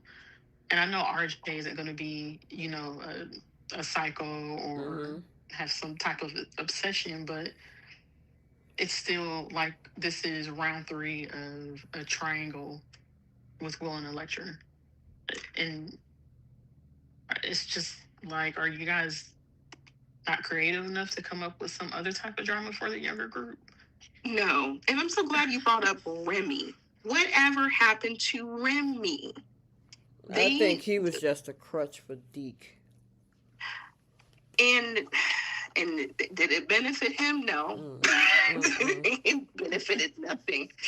I'm like, they made it a big, like, publicized thing. Remember where they're going to have their first gay couple on Bold, and out Remy, and made it this whole storyline regarding his sexuality. And the last that we heard from him was like Deke telling him to get help, and then most recently after Deke got fired from Forest Creations, and that was it. It's like they drop a storyline, they move and shift to something different. And at least with BTG, we get closure with certain storylines, or they'll still pick up from where they left off, and it's not like a complete, like immediate shift. It's like it's a really good pace as far as the different storylines that they're given. Right. So I don't know. I'm more upset that Zendaya is still in the credits, but then we have no problem hiring on new people and giving them a storyline. I'm like, Brad, Bill, Casey, y'all listen to the podcast. Make this make sense. Yeah, I agree with you. Yeah, it doesn't make sense. And we kind of touched on the whole thing that a lot of people see this whole situation as creepy. First, get used to the cast, the casting that you've done, because I mean, that's a lot of times the person has to grow on you. They said the same thing about Rebecca Buddick when she came on. They said the same thing about Krista Allen when she came on, and then people got used to it. At least let us get used to it before you get into the creepy zone. Yeah. And then the rewrites that come with him and all this kind of stuff, and you act like you don't, the cousins don't know each other, and you ain't seen your family in 1,000 years, and all this kind of stuff. It's like, stop it. Yeah. So yeah. You know what's weird is for Ridge and Brooke to be like they're basically the royalty of the Bold and Beautiful, right? Like they're the main couple. The fact that their kid isn't the one, like they have zero character development for RJ, and I'm surprised that they haven't invested more in him than any of the other kids, since he's their only child between the two of them. It's very funny that that their kids with other people have more of a role and basically a bigger character than what he is. Gotcha. Yeah. And we get yet another semi like Logan storyline. I'm like, we got more Logans than we do Foresters. True. Look like Will wants to be a Forester. It's like I don't even, and I saw your comment, Keish, earlier today when that episode aired. When he's up in there talking about, I know what's going on with my parents, but I don't want this to ruin my career over here at Forrester. Dude, your whole legacy is across the street. Right. Thank you. Like, why are you begging this man to keep your job? As a super intern. Exactly does he do? Have we figured that out yet? He got promoted to be a super intern. But what department is he interning in? Like, girl, who knows? Is he HR? Is he marketing? Girl, when he first got there, he was a paper pusher, and he didn't want to do that. Yeah, he sure did. He wanted to follow a lecturer around, so I guess he's her assistant. Well, that's all he cares about over there. I mean, it was one thing, and I think, was that you or Bree that brought that up about Kyle? Yep, that was me. That was you. Okay, yeah, because Kyle did that by going to work with Victor, and we see how long that lasts. Victor was like, go home to Mm-hmm. your family. Mm-hmm. Right. That's what he, I mean, what purpose does William Spencer the third do over at Forrester? Right. Yeah. Especially He now that his mom ain't even there. Thank you. exactly. He only got that job because his mom asked him. His mom's not even over there anymore. Nope, she You can't would have thought stand he them over there now. mm-hmm. So you would have thought he would have left in solidarity, and it's not like he's hurting for a paycheck. Right. He has a house that's fully paid. He is an heir to $1 billion throne. He don't have to be there. So I don't know why he's crying about his job Job, a over there. career. Right. He's not a And I'm designer. That's So yeah, because he's not a it's like, why are you so pressed to still work with the Foresters? I'm like, you don't do marketing, you don't do PR, you're not in the sewing room. You are a super intern. You get lattes instead of coffee. You're getting croissants instead of bagels. You just elevated the snacks that you're getting for people. That's pretty much it. yeah, that whole thing. I was like, why? All this again. He need a simp intervention. You simping for Electra. She gonna do what she wanna do, and if she does slide over to her not so cousin, then what was the purpose of you being over there? Mm-hmm. And Jenna said Will wanted to work there because of the girls. Girl, Girl, what a one girl. girl, a girl. And I'm like, it's not like you don't see her at the beach house. It's not like you don't do FaceTime. You guys don't talk. You can communicate with this girl. And it'll be You can even see more this girl. soapier that way. Yeah. Mm-hmm. You don't need to be up underneath this girl at Forrester. Mm-mm. Go focus on your legacy. And plus, she's ready to trade you up anyway. Yeah, so they're gonna end up treating her like they did Claire. The girl lose her V card and then she go play in traffic. So. Mm-hmm. She's like, "Hi, RJ. We're not related. How are you? Like, let's get to know each other." I'm like, "Is extra friendly?" I'm like, "Okay, like the disrespect." But yeah, we gonna see this boy stay over there for absolutely no reason. And he could have helped his mom out. He could have went over to his dad. He could have had like a C-suite position that he could have been prepared, getting trained up for. Because I'm like, what are you interning as? Yeah, that's the thing though. That's what really gets me about that. It's like, why? You're not just you happen to be like Deacon. Deke was working over at Forrester because he didn't want to go sling pizza. And I'm no shade to Deacon's business because he built it from the ground, put a little money in it. He ready to expand the business and whatnot. But Will Spencer, Yeah, come on, all the y'all, privilege in the world. man, please.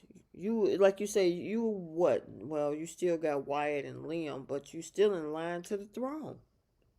Yes. Like, or he could have worked over there with his mom because she needs to hire a whole bunch of different people. She could have trained him to basically do her job as the PR person, like anything. I'm like, what was his career aspiration? Did he ever even vocalize that? What's the guy? What's it? Because is it King William over in England? That's just like his son. Because I think they got what 2 or 3 kids. It's like his son going to trying to rule somebody else's kingdom or work as a peasant in somebody else's kingdom when you in line to the throne. Yeah. And in the fact that this boy was like, I don't want you talking trash about my dad, but I still want my job over here. First of all, nobody gonna talk crazy about my daddy. I'm gonna still be like, oh, can I work for you? First of all, I don't care about your daddy. Go over there with your daddy. How about that? Right. We're not hurting for you to be here. Right. There won't even be a dent in our legacy if you're gone. You can go. Your mama left. You can go. Mm-hmm. He should have went anyway. Yep, in solidarity. I mean, all of the Spencers are over there except for him. Mm-hmm. Like, bye. Are you only sewing up some clothes? Where are your sketches at? So you're not contributing nothing but getting my lattes ready. Yeah.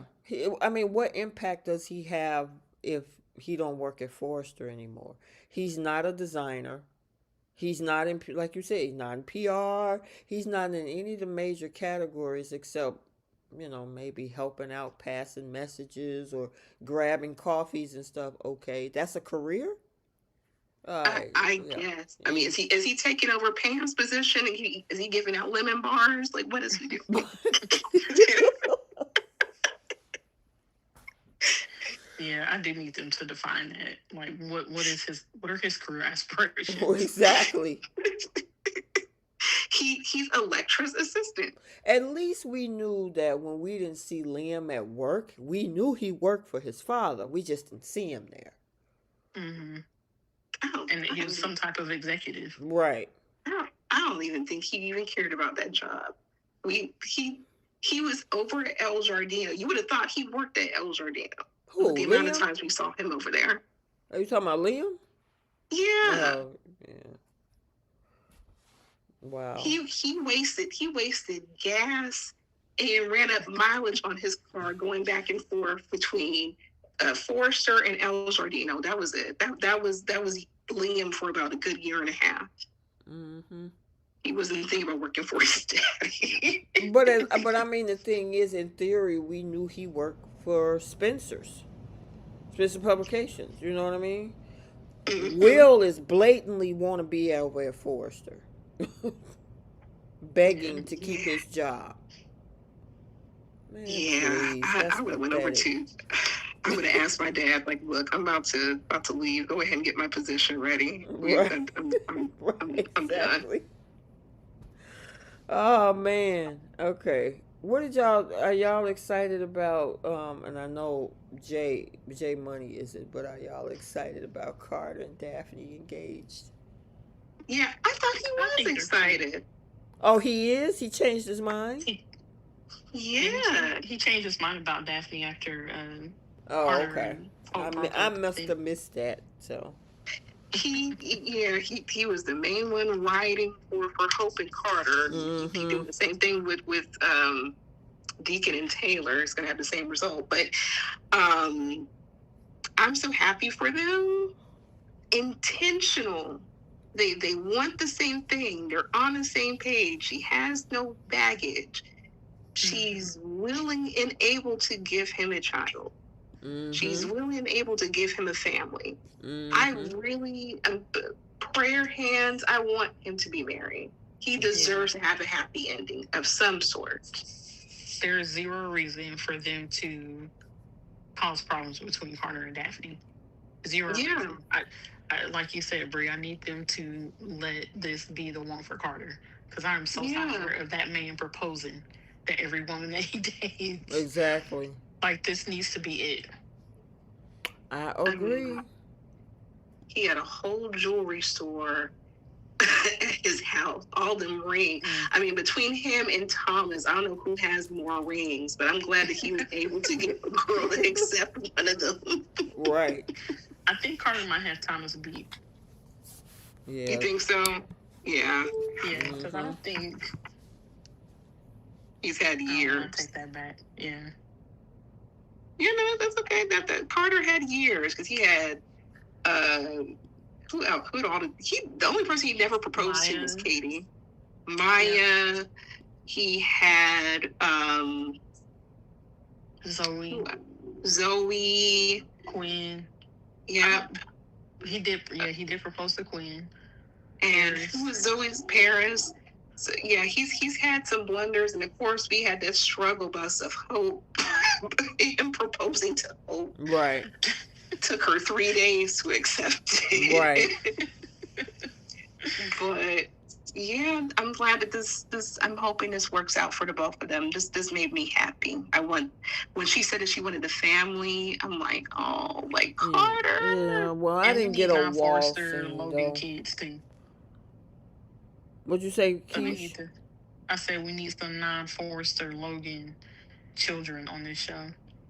Yeah, Yeah, well, they didn't give me the right enough heat in that little bedroom scene. I'm like, come on, y'all. it was just very like I didn't mind it, and I guess Mm-hmm. that is her song that was playing in the background.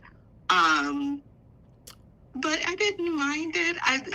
This is not what we're used to with Carter. You Right. know, we're used to that heat, that fire, like the level that we're talking about is the Quinn.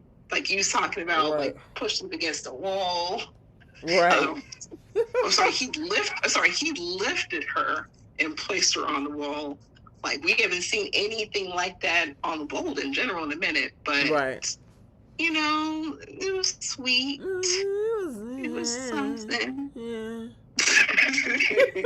He's like, I'm not feeling that. Y'all were ragging on me in the chat about I gotta have a wall scene. Yeah. That was Mhm. Keish. Yep. If you But ain't slamming somebody against the walls, he don't Oh, want it. right. look, it was those were some hot scenes between him and Quinn. I was hoping we would get a little bit of that with him and Daphne, but I guess not. It's all right. It's gonna be soft and sweet. Mm. Um, I but love her music, by the way. Huh?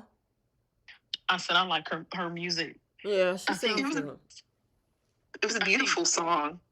hmm I feel like every song that she's performed so far on the show, I've actually enjoyed. That's the first time I've actually liked music that came from a soap. Oh, Mm-hmm. okay. Oh, well, I like the music that they have in the bedroom scenes on BTG. Yep, I agree. Woo! Yes, indeed. All right, we got to talk about what's going on over at Logan because she was scrambling, me and Katie, looking for a lead designer. First, she thought it was going to be Deke until Eric showed up and wanted to support her, and he offered to, be the designer for her line, and she was like, "Oh my God, are you serious?" So, what's your thoughts on that? I personally don't agree with this, but I guess each his own. What you got, I didn't Keish? think it was a big deal. Mm-hmm. It was just going to be Eric consulting, Okay. but it's pretty goofy of him to like be on the payroll as the head designer when he owns like he owns his own fashion. There was somebody Exactly. that posted on Twitter that is illegal for him to do that because he Oh, owns really? Forrester and go work for. I don't know how true that is. How Like I don't how know. could that be illegal though? I I don't. wonder. I have no idea. I don't know if it's true or not. I just happened to see the post and and I didn't bother looking it up. I'm Yeah. like, but I do Uh, wonder if that's a thing that if you own a company in industry like in the fashion industry that you're not allowed to go work for another company in that same industry. Like a non-compete clause or but that's something? normally a clause that's Maybe. created or a bylaw that's created, and I mean, if he didn't create that in his own company, I guess he can do what he want to do. Yeah, I guess I don't know what the rules are for that, Mm. but I do think it's goofy. The consulting is one thing, but actually going to Right. work and being on the payroll is different. Because Now when you're he was talking to Katie, was like, "Well, I don't work for Forrester anymore," and it's like, "But you still own it. Like you're talking as yeah. if you have no ties with the company at all." And, and that was what I was getting at in our group chat because it is not good business sense. It's one thing to share advice, but you're receiving a payment to basically help out your competition because there's no other fashion house that she's going after. She's going after Forrester. So more than likely, he's going to show her the ropes on how to get the same clientele, the same distributors, same everything. He has his own like Eric Forrester signature he does with all of his clothes. It makes him distinctive from everyone else, like a lot of designers. So why are you putting money in your competition's pocket? That's the part I don't understand. Like you were saying, consulting is one thing, but and this is why I kept telling Jay Money, this is an idiotic decision for him to design. You own a whole company. You own it. I'm not helping out my competitor like that with my designs over there. Well, they should have kept it at consulting instead of having him come on board, because it would have made more sense for him to hide the fact that he's consulting with Katie, like if he just didn't want them to know that he was giving her advice. But to completely come on board as an employee, as the head designer, and you're trying to hide that, like that makes zero sense. And that's the other goofy part. Like, why are you hiding it? Like, you don't have to share everything that you're doing, but if you're, because I think in the previous he was talking about like healthy competition. Okay, the competition usually knows one another. And if this is what you want to do, you don't care about who it affects. You're going to do what you want. Okay, then what's the whole point of keeping a secret? What's the whole point of putting your wife in the middle, basically, on top of her already being in the middle when it comes to her sisters having their issues regarding just the company name? It's just, you're creating a fester. It's creating a lot of different issues. But Eric, he loves to keep a secret. That's just been his life story since he's been on the show. Now, Bree, you know what I had to say about that earlier. I'm like, he don't owe them nothing. They kept it a secret. I get that. They kept it a secret on how they decided to blindside this man and put him in retirement. He walked up in there, they eating cake and all types of stuff with a sign up in there. And he like, where am I going? I'm out? Y'all gonna force me out. They just dropped that in his lap to push him out the company. And that was absolutely disrespectful. That was disrespectful. So, I mean, if he chooses to move in a way like, I ain't got to tell them nothing. They ain't tell me and warn me about the fact that I was ready to retire. I mean, I think we had this question. I think I asked Keish because I know Keish was getting ready to retire. Want somebody to push you out, or did you get notice? Yeah, I left on my own. Exactly. It's your choice. Nobody could just say, you know what, we're going to all get together and we're going to throw a party. We're going to tell him to come in the room and say, you're out of here. Have some cake on the way out. Right. Yeah, they was doing too much with that. They were doing too much, and so, yes, will it cause a problem? Sure will. And I'm here for it. I'm wondering if, since he's trying to hide it, I wonder if that's where Deke is going to come into play. You said Deacon or Deke? Deke. Oh, Deke. Okay. Where he's going to be the designer, just because they don't want to tell anybody that it's actually Eric.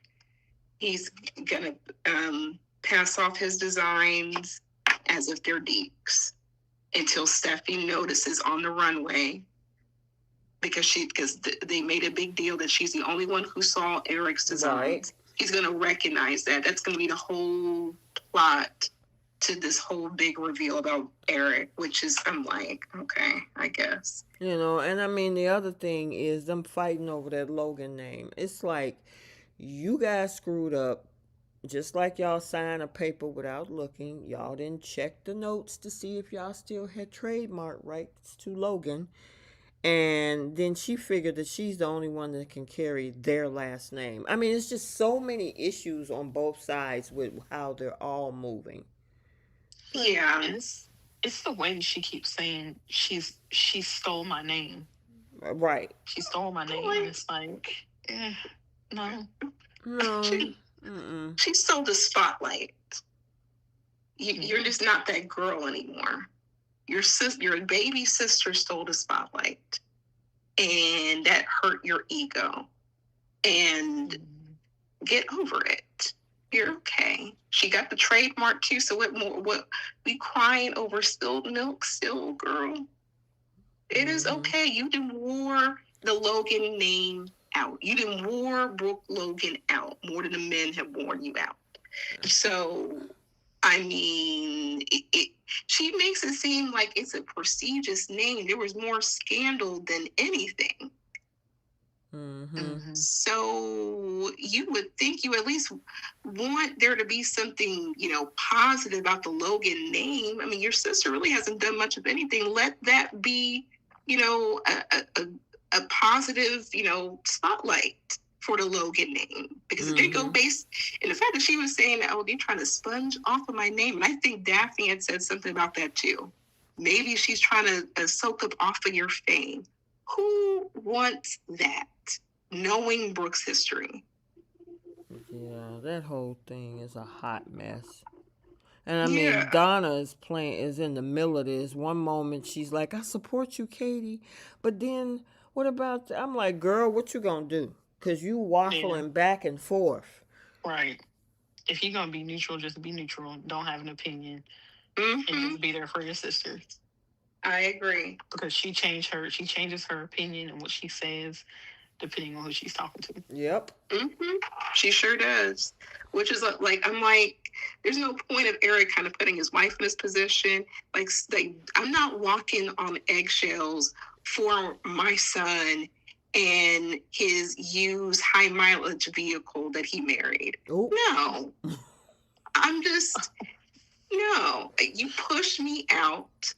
I accepted your apology. This is what I'm doing. I'm a grown man. I'm going to do what I want to do. I'm not owing anybody anything. That's how I would love for Eric to move. But all he knows how to do is move in secret. Because that's how he got his wife. That's how he got a lot of his lovers too. What I don't like about what Eric is doing is that he the one that put this idea on the table. But Donna was giving all type of heat to Katie. And I'm like, Eric, would you say something? You were the one that offered your services. But Donna was like, how could you do this to Brooke? You know that this is going to cause problems between the family, Katie. Why are you doing this? And I'm like, your husband put the idea on the table. He came to her. She didn't go looking for him. And he ain't saying nothing until he got mad when Donna was like, oh, what about your health? And what about this? And he's like, listen, I want to do what I want to do. Now you want to speak up about you while your wife is going in on Katie. That was you. So yeah, I'm like, don't be Sally, Donna. Don't be like Sally. You're right. Let this man be. But I'm curious to see how this is going to go. I agree. This fashion house is not going to last long at all. Like I said, the Logans are going to make up by Christmas, if not sooner. Yeah, it's going to be interesting, but it's definitely going to make for February sweeps drama. Do you think they'll have a collect? Because he said he has designs. Yeah, he got design. He was designing before he left. Remember, that's what you were just talking about, where Steffi saw that stuff. You know. Because I'm wondering how long they're going to actually drag this out. Because what if the February sweeps, like she's already ready to go, clothes on the runway and everything? I'm like, that's so unrealistic. But okay. Yeah. This has the potential to last for a year if they do it right. Because there's so many layers to what's going on. With Katie starting her own fashion house. That they could eat off that storyline for a while. True. I really wish it wasn't Logan doing that, but we'll take what we can get. And to be honest, I would have loved if they, instead of Eric, or Eric could have went over there at some point, but this is where they could have incorporated Zende. He feels pushed out. He's not utilized. He could have been like, look, I have experience. I can design and give you a fresh perspective. You know, I worked for Hope and blah, blah, blah, blah. Like, they could have utilized other characters. It could have made it fresher. I don't know. Why give Brad Bell and Casey any ideas? Right. At this point. Like, this is how they want to utilize a 3-year contract. Okay, well, good luck. Sure. Just like, good luck. Yep. All right, and then we got to tackle what little bit we had with Deacon, Sheila, and Tay Tay. Cowardly lion. Ugh, that whole He is thing. a coward. I just, and my thing is, you got people like Hope and Deke that's pushing for this, and I'm like, you do realize that this is a ticking time bomb. Oh, they don't care. They don't care. Steffi is the only one that's sounding the alarms on this. Yeah. I will say that scene between Steffi and Hope was funny. Because when Steffi was like, they, told her that they had feelings for each other, you could see the wheels in Hope's head spinning. Mm-hmm. And she's like, oh man, this is an opportunity here. And Steffi is like, we gotta put it into this. And she's like, oh yeah. And then you see her go to the restaurant talking to Deke, and both of them are like geeked about it. Exactly. While Steffi is freaking out. Mm-hmm. But yeah, she had smoke back when Daphne was trying to undermine her marriage or relationship at that time. But you don't mind when it serves your purpose, then it's okay to undermine a marriage. Okay. Mm-hmm. Just the same way she did when she was all for Finn giving Sheila a second chance. Mm-hmm. And now she's back to hating Sheila again. Yep. And had it been Brooke and not Taylor, they would feel some type of way. Exactly. So it's like she's choosing to ignore any common sense that Steffi's trying to spell out to her about the situation, because once again, it serves their purpose. But had it been Brooke, she would have been trying to reach out to her dad, like, don't do this. Mom, don't do that. I'm like, okay. I don't know. I feel like maybe Hope would have cheered that on too. You think so? Oh, yeah. I don't think she would have been looking at it from the standpoint of her mom's in danger. Yeah. She would have. She's been pew-pew by Sheila too. She would have just figured she would be protected, and he wouldn't let anybody hurt her. Mm-hmm. It'd be worth it to her to get her dad away from Sheila. I'm sorry. I would never root for Taylor and Deacon. It's just. I'm just not feeling that connection. I'm sorry. Like, I could see if Sheila has done something major for him to want to leave her, but he took her back. He made a big deal to his kids that he wants them to accept her, and she hasn't done anything. He even said that. He was like, well, she hasn't slid back to her old ways. So I'm like, so why are you doing this? And Taylor, I'm so disappointed with her. She can't say anything about Brooke. Absolutely nothing about Brooke. Because I'm like, you are trying to sneak around and have this emotional affair, this emotional connection with this married man. But had it been you in Sheila's shoes, you would have went off. You would have been in your feelings. She was upset when Brooke was sniffing around her engagement in this past 6 months. Yeah, that's why I'm like, whatever the fallout is, Taylor, that you brought this upon yourself, girl. You look, you go from one coward to the next, literally. Yeah, I mean, to the point where Steffi can see clearly what happened in that conversation between her and Deacon, and you choose to gaslight your daughter like, oh, it was nothing. What do you mean? No, well, not really. Steffi can see it clearer than the sunlight in the daytime. And you're going to sit up there and tell her, no, don't believe what you're seeing. Nice gaslighting therapist. Mm-hmm. Yeah, I'm like, and the part that gets me with Deacon, and he is at the heart of this, Mm-hmm. is Steffi pleaded with you. Everyone pleaded with him not to get Sheila out of jail, but he was on that bandwagon of her. Sorry, he was on her redemption tour, saying that she's a changed person. She's this. She's that. He went against the grain, and everybody was in fear of her. Steffi was karate chopping her every chance she got. Everything, and that was literally about 2 years ago. Mm-hmm. You pulled this woman out of jail and now you want to leave her for absolutely no reason. What's the why? Because he want to dip his toe in the Kool-Aid. That's why. No, he need to go back to sucking on them 8 toes that he loves so much. Girl, He loved please. them toes not that long ago. He can make his marriage work. Now you stick with the chick you got out of jail. Yeah, because, I mean, he is looking for something to hang his hat Yeah. on. Yeah. He wants somebody to tell him to move on And they were instead of him just hoping, making the decision to do it himself. and here's the thing, they were hoping the night of Hope and Liam's wedding that she was going to screw up. They were hoping for that. And so Mm-hmm. much so that they hung on the intent.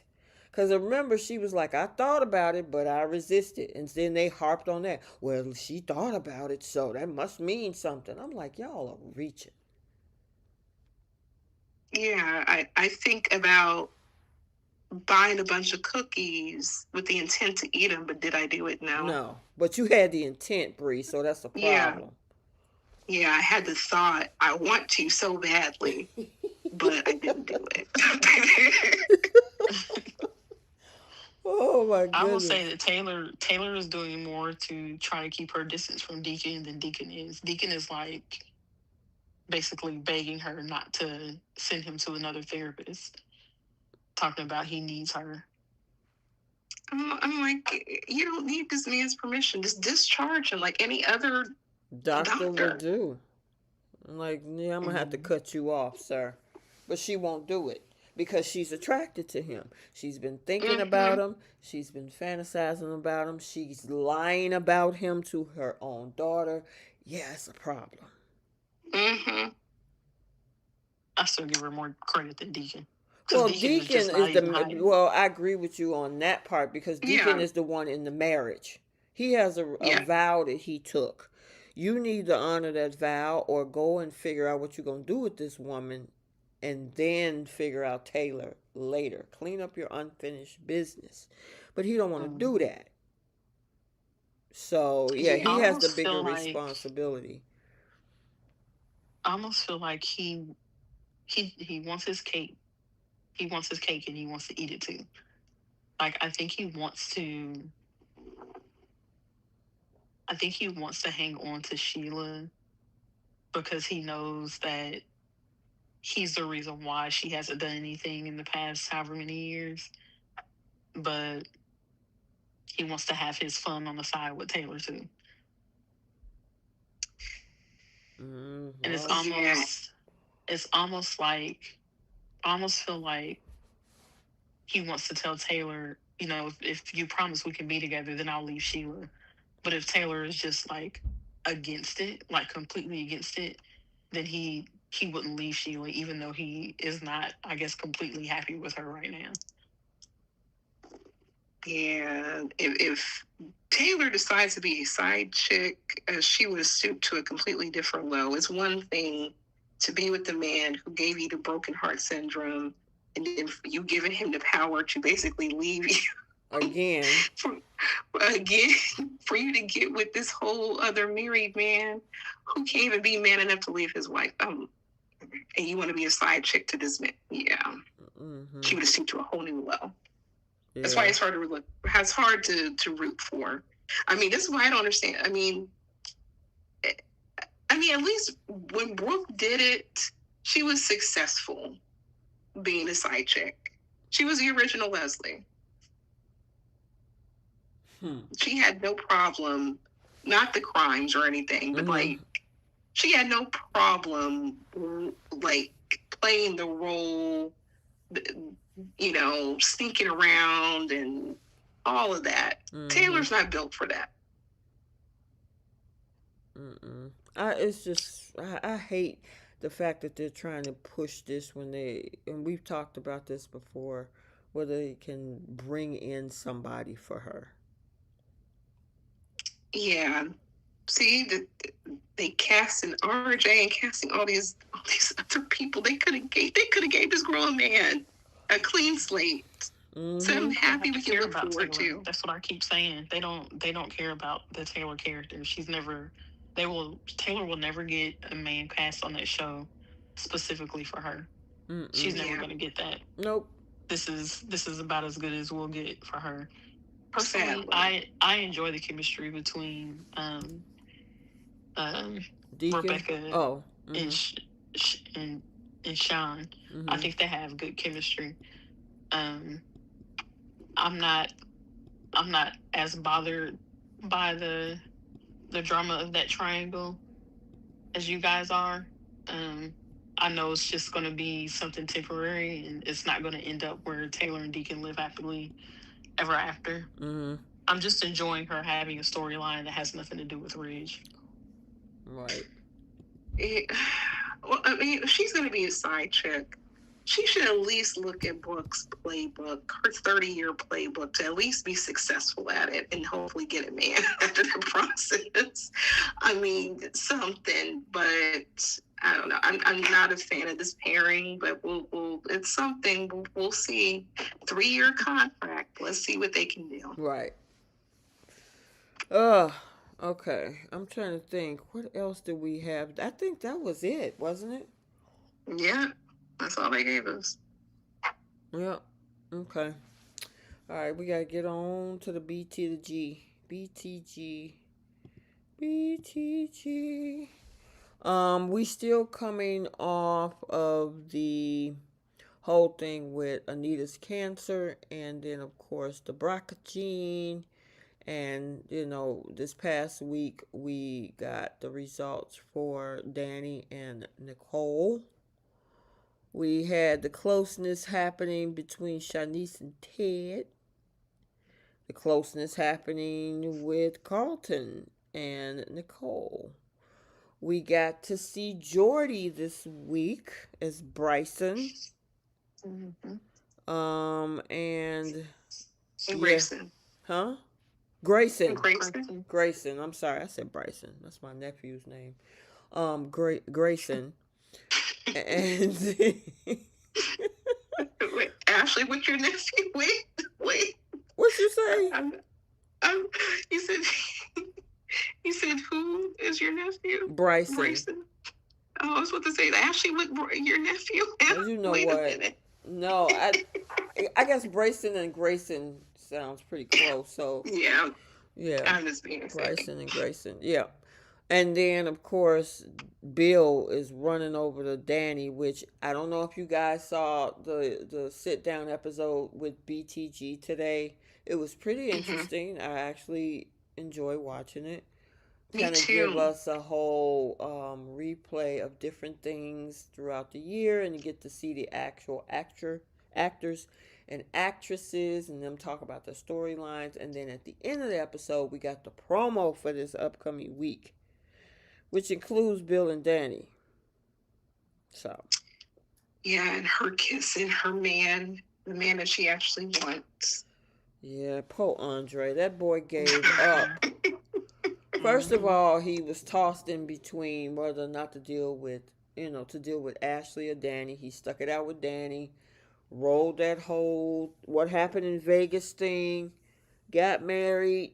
He finally decided to take on the husband role, both emotionally and physically, only for this girl to still have a torch, a little one at least, for Bill. I mean, and he was there hugging her out when she was found out to get had a BRCA gene, and then of course that extends into this week. So I don't know. Do y'all see chemistry more with her and Bill or her and Andre? I prefer her chemistry with Andre. Okay. I feel like they have. Oh, I'm sorry, Keith. I was just gonna say I think for me personally, because of that backstory, I can't stand, I don't like toxic relationships. Mm-hmm. And Danny and Bill's marriage just comes off as toxic just by the just in dialogue with them telling us that backstory. So Mm-hmm. if I feel like a couple is just ridiculously toxic, Mm-hmm. it's unappealing to me. That's Gotcha. why that's why Hope and or not Hope, Steffi and Liam are so unappealing to me, because they had a toxic relationship Mm-hmm. for years. So I don't know. They would have to do a lot of what they're not doing for me, where Bill is concerned, is they haven't actually done anything to show that he regrets the way that he treated Danny before. And it's basically Danny just saying, I'll accept him no matter what he does to me, no matter how he treats me. I'm just going to accept it because that's who I want to be with. And it makes her character unlikable for me personally. Mm-hmm. And it makes that relationship unappealing. Yeah, I get you. I don't know. Her and Danny have to. I mean, her and Danny. Lord have mercy. Her and Andre. Obviously, that man is. He really, really has decided to step up and be a husband, and Mm-hmm. he's really connected. However, I think, as long as Bill is with Haley, she'll hang with Andre. But the moment, that's why I'm wondering when this whole fallout is going to happen with this poison. Mm-hmm. Right. She's been doing it for what, a couple of months now? Right. Only You getting his system yet. exactly. And I'm wondering if that ever comes out or he ends up in the hospital and Haley runs off or something. She's definitely going to be right there. I feel like one of two things may happen. Either if this isn't a fantasy this week, if Mm-hmm. this isn't Bill's fantasy, I think she is going to end up ruining her relationship with Andre because of Bill, thinking that Bill is, then this is, not the Haley secret isn't out or anything like that. Mm-hmm. Thinking that Bill is going to finally leave Haley and come back to her, and he still rejects Danny. So now you've ruined your relationship with Andre, somebody who actually treated you very well and who was honest with you, wasn't, not a liar, because you thought this man was finally going to leave Haley, and he's not. Um, or when the stuff comes out about Haley, then he tries to scoot his way back on over to Danny. Mm-hmm. And I think if it happens that way, I could see them having Danny put him on ice for a while before finally taking him back. If he's only working his way back over to her because now he's found out that Haley is a liar. Hmm. Okay. Yeah. Go ahead, Bree. Hmm? I thought you was gonna say something. I prefer. Well, I feel like Danny and Andre have hot, intense, physical chemistry. Mm-hmm. That's really exciting to see. But I absolutely love the chemistry that she has with Bill, and the way that they kind of reminisce, the kind of little, even when they're not speaking, like the subtleties of like the looks that they give each other.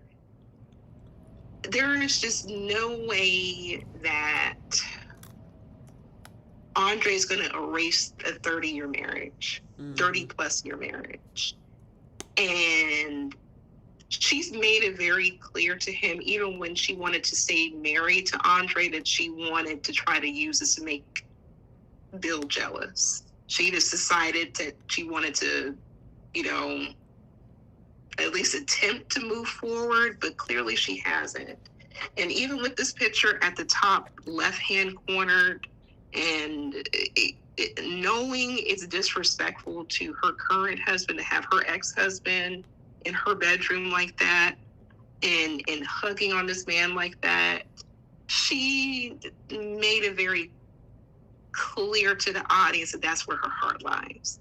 And I agree with Keish where we need to see him kind of regret it. I feel like we're seeing like glimpses of him looking to try to be in the fold of the family still and everything. Because originally he wanted to he hired Tomas to basically stay in the loop of what's going on with his family when he wasn't close with his daughters. Now he got a relationship with his daughters. He wants to get back in the graces of Vernon and Anita and everybody else. So we're getting glimpses that he's trying to work his way back, but I do agree he needs to grovel the same way that she was trying to grovel and was on her knees to try to get this man back. But I think their dynamic is no different from any other soap couple that we see that some of us we root for. But in terms of chemistry, they definitely have that. I feel that more than Andre. And plus, I feel there's an expiration date with her and Andre because he's going to want kids in his life. Yeah, that's the other thing. How long can that last, especially unless he's going to be like his son-in-law and says, well, as long as my wife don't want kids, I won't want none. And at some point, resentment is going to come in there. Yep. And,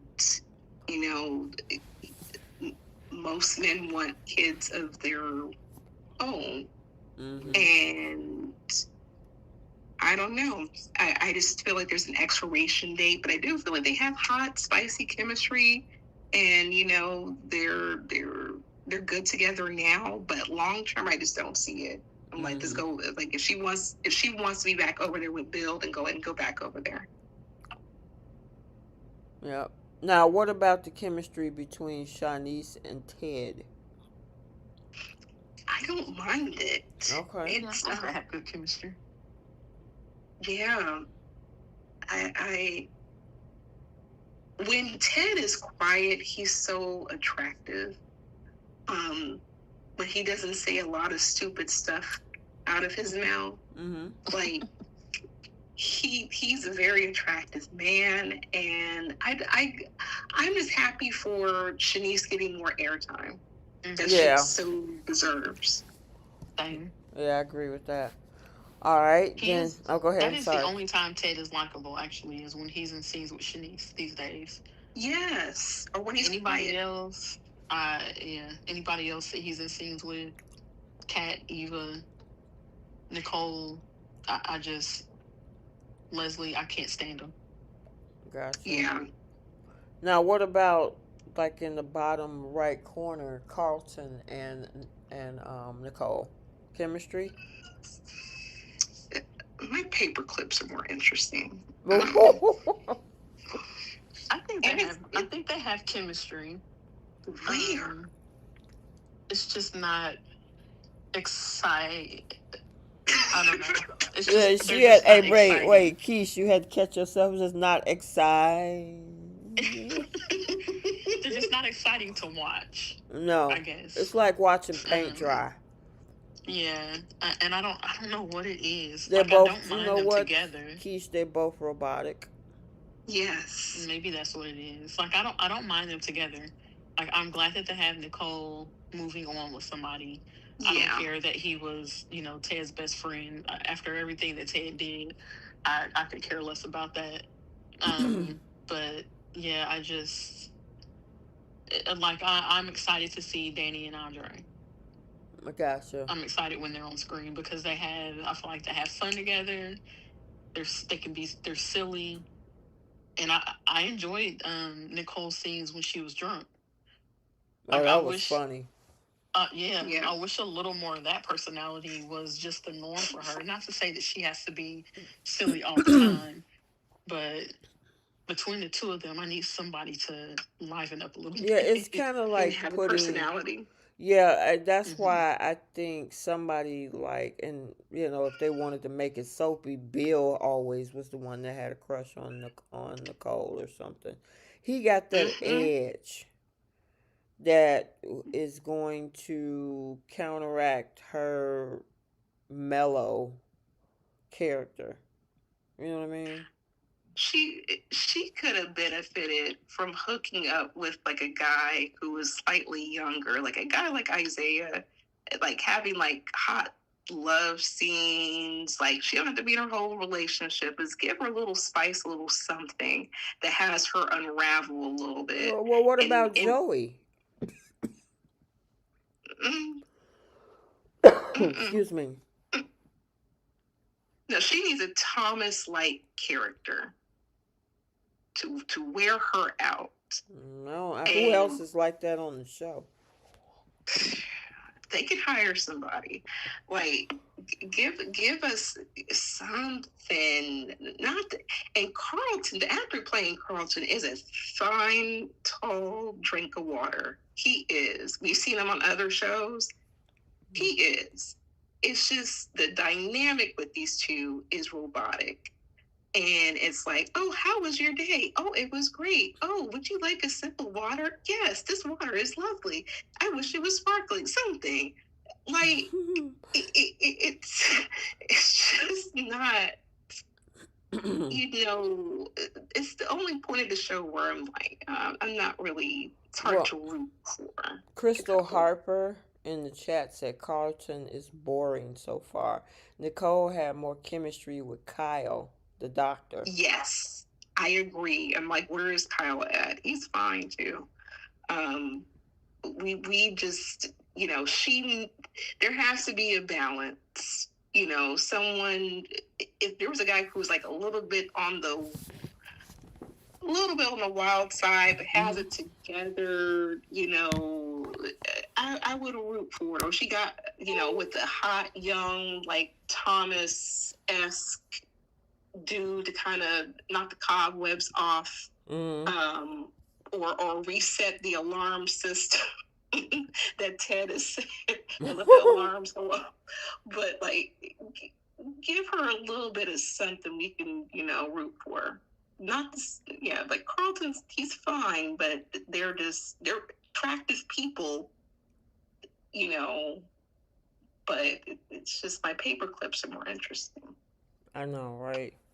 Yeah. Now, that brings us to the other couple. Do you think there's chemistry between Ashley and Grayson? She has the personality with Grayson. Like she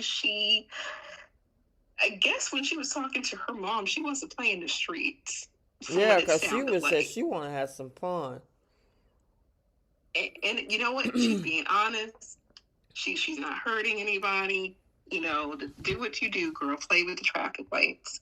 Just don't, cry back to Derek later. But I don't mind their chemistry. And welcome Jordy. Plays Grayson. He made his debut and he looks so good. He's a I very gotta handsome say, man. Derek was being real messy by running to her mother. He, he's on the Simp Olympics. He getting the Lily Award nomination for me. I mean, that dude Sir, got on the elevator talking cryptic with Grayson and all this. I'm like, dude, now you look low key like a stalker. Yes. I'm like, sir, she doesn't want you. He stood She up there and doesn't listened want to you. that whole conversation at that desk. Like, she does not want you. Why are you bothered? You got your freedom. That girl was a hot mess. She didn't respect you. She didn't care about you. She did you a favor. You had that girl that J Money really liked that was all over Derek. that they worked with. What is her name? Right, that girl would have. I mean, and he don't want somebody. So you're gonna take Carter's position. You're gonna run after some people that you don't want. I mean, that That don't don't want want him. you. Right, you want to go after people that don't want you. And I'm like, you go to her mom and then say like, oh, don't be a stranger. I just want you to know this, what's going on. You don't need to be telling this grown woman's business, for one. And what is that going to do for you exactly, besides make you look desperate? I don't like this for Derek. I really don't. I don't either. I hate that they have It's him. just not. Oh, what's the word I want to use? I don't want to call it zesty, but I don't know. It's just not a move that a guy shouldn't be. Why are you moving like that? I'm gonna Like, go and you tell should. her mom, and then I'm gonna try to drop that bombshell so her mom can go jump in her face, and then I'm gonna play tiddlywinks in conversation with the guy she's talking to. It's like, dude, don't you got something else to do? Right. And I'm like, you're an intentional guy. You want marriage, you want children. She wants to play with the stop sign. Mm-hmm. She wants to play in the traffic lights, do cartwheels in the middle of the street. She's made it very clear she wants her freedom. She is in her Claire Newman era of Right. Yeah. I don't understand why they got him obsessing over her. Mm-mm. It's just It's not a good That's look. probably going to be the storyline between the two of them now is him not being able to get over her and her trying to cut him off or move on with other people where she doesn't seem like she's having an issue doing that. But Derek, for whatever reason, just can't seem to move on. And it sucks because I thought him and Shanice had cute chemistry. I like those two in scenes together.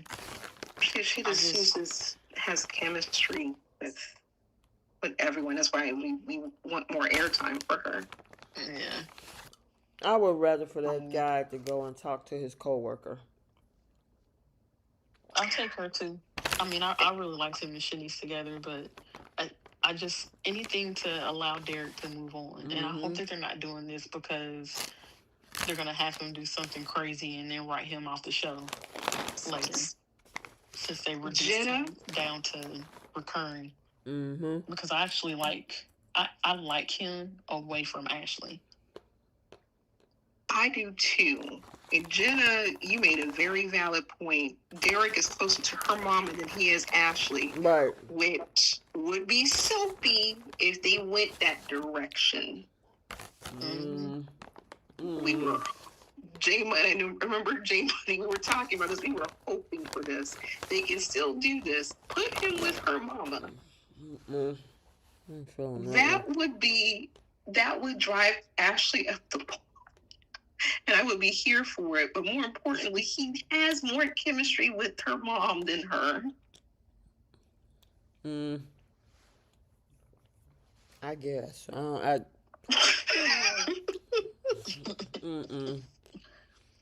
He needs to go where he's wanted. I mean, if she's interested, the girl at the job at the firehouse, go pursue that. Yeah. I mean, I don't know. That's the only part of Beyond the Gates I'm just not a fan of. All right. Let's see. I'm trying to think of some other moving parts in this thing. Oh, Naomi and that test. So they found out that Chelsea was good. Do y'all think Naomi is lying about being negative? Yes. And did y'all catch what is her real name on the show that plays Naomi? She was saying, did you see how she framed that answer? Yeah, I think her name is Aurel Perret. Sorry, yeah. Her last name is Pre-Pettit. Okay. Mm-hmm. Yeah, what you said. If you're listening, girl, I'm sorry I butcher names. But it made it seem like this is giving her a storyline where I think that she has it, and I think that she kind of brushed on the fact that she has it. Mm-hmm. And I think she's going to use this as an excuse to take preventative measures. And, you know, I probably shouldn't say excuse. I think she's going to use this as another reason to not have children with Jacob and saying that I don't want to pass down this. I'm going to go ahead and take preventive measures and remove such and such and go from there. But I think she's going to keep this a secret for a while. Mm-hmm. Well, didn't they say at one point, I thought Nicole said something about if they had the gene, that it would be smart for, like, if it was cat or whatever, it would be smart for her to um freeze her eggs or something like that. Yeah. So I feel like that maybe is one of the reasons why she's not um telling everybody that she has it, because maybe she doesn't want to have that conversation. Mm-hmm. Yeah. I was hoping she would at least, and that's the other thing. Naomi's such a hypocrite. She cries about people keeping secrets, but here you are keeping a secret, Right. a major one at that. But I understand that's personal to her, but still, that's still your husband. Mm-hmm. And if something major happens to you, he has every right to try to get prepared, and at least to be able to help you and help navigate things with you in sickness and health. Mm-hmm.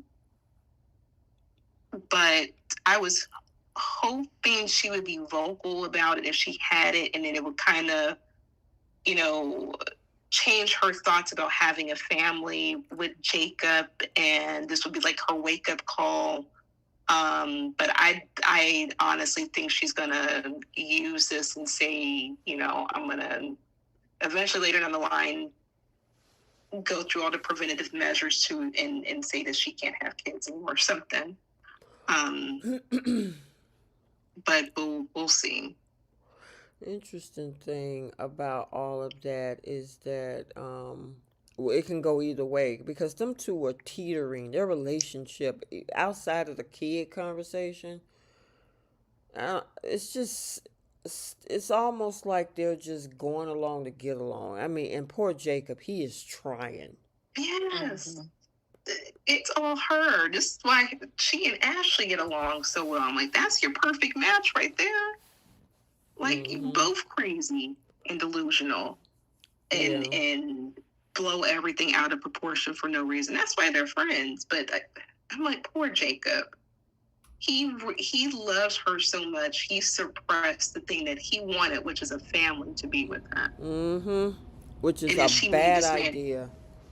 Yeah, and she made him feel guilty for him having his feelings or wanting to discuss those things, and then she got mad that he didn't want to move forward and wanted to pretend like nothing happened. You can't do that. He thought he was going to be a father. He was excited that opened a completely different door, and he loves you. He wants you to be the mother of his child. He wants an extension of you, and you wanted to make him feel bad for that. Mm-hmm. And that's the part that Naomi lost me. Yeah. Yep. So, yeah, somebody in the chat was wondering if Jacob could get to the point where he cheats. I hope not. It's enough cheaters on here, so. Yeah. I don't see Jacob turn into a cheater over this. Now, I can see her cheating, but not him. Yes.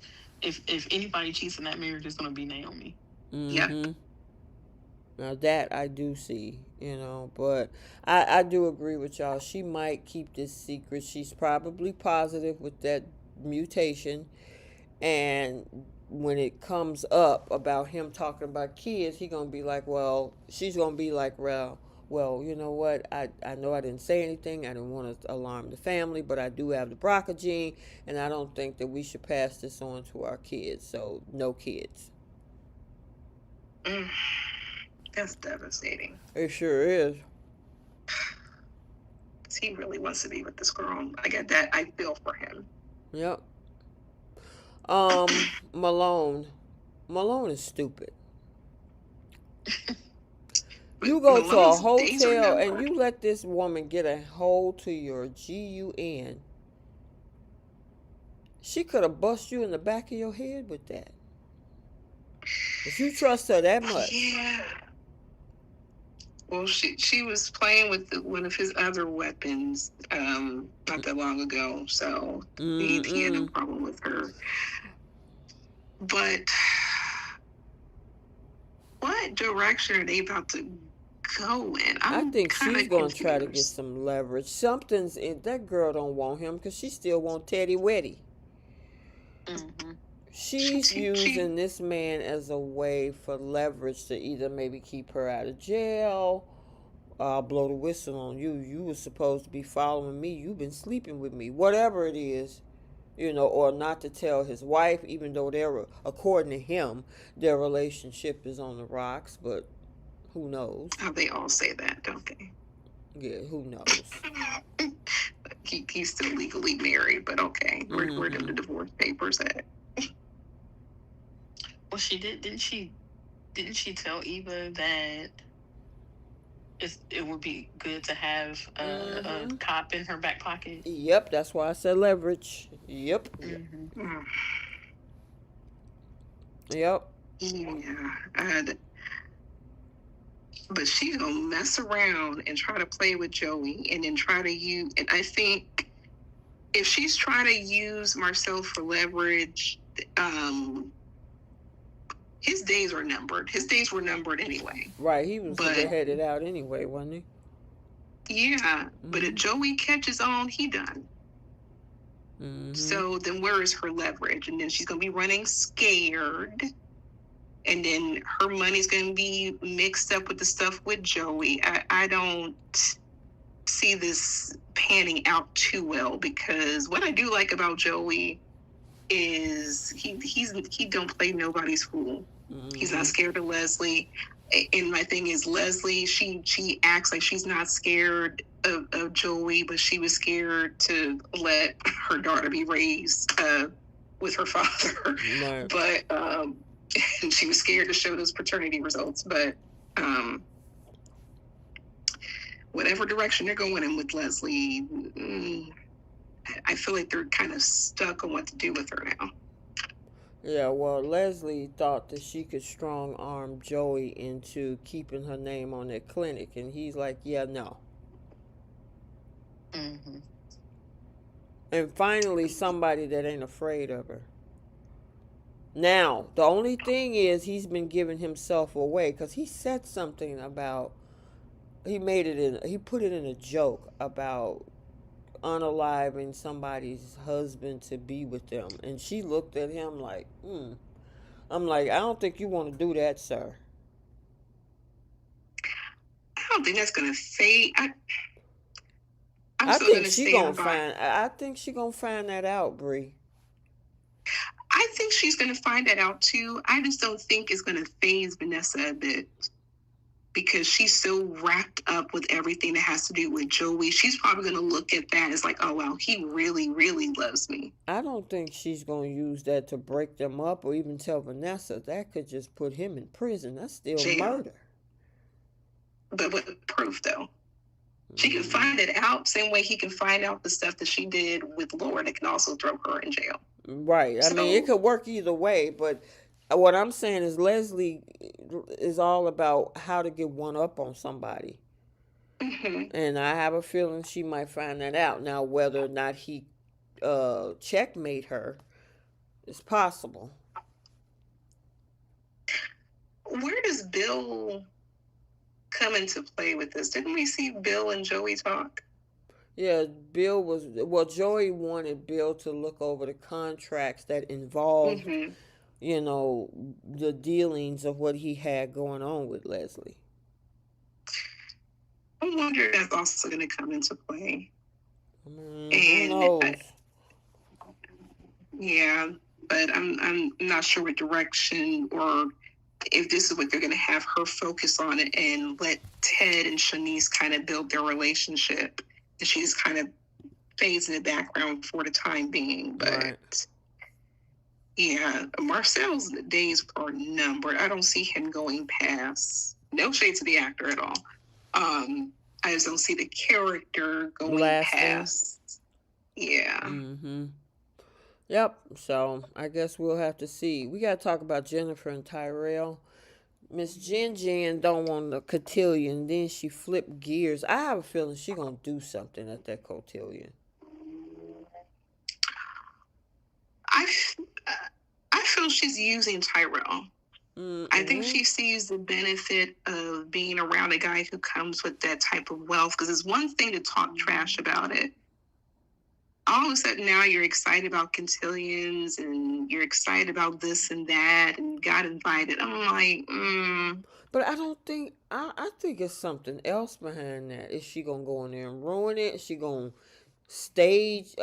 front stage it all and talk about how horrible people? Because she is adamant against that. So why would you go unless you had an agenda? yeah, I don't. Well, here's the thing. That's if they showcase like a scene of the cotillion, like if they showed it at the country club and you see the girls in their dresses and everything.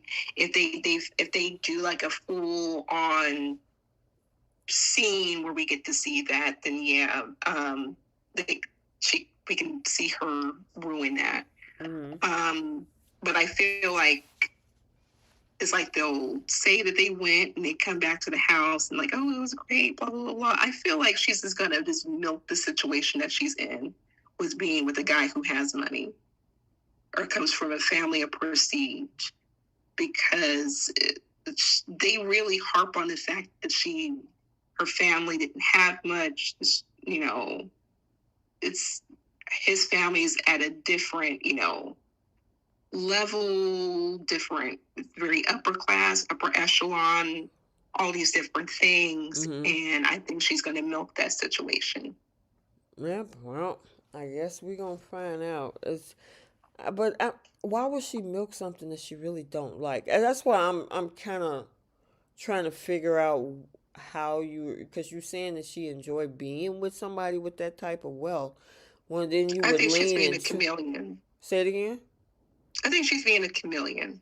Oh, absolutely being a chameleon, but I think she's there to. Well, I guess we'll find out. I don't. Mm-hmm. Yeah, we'll find out. What else did we have?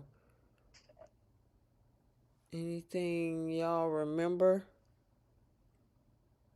I think we hit on everything. Ted and Teddy. Eva discussing Cat. Oh Oh, yeah. God. What you got, And Keith? who was the one that brought it up?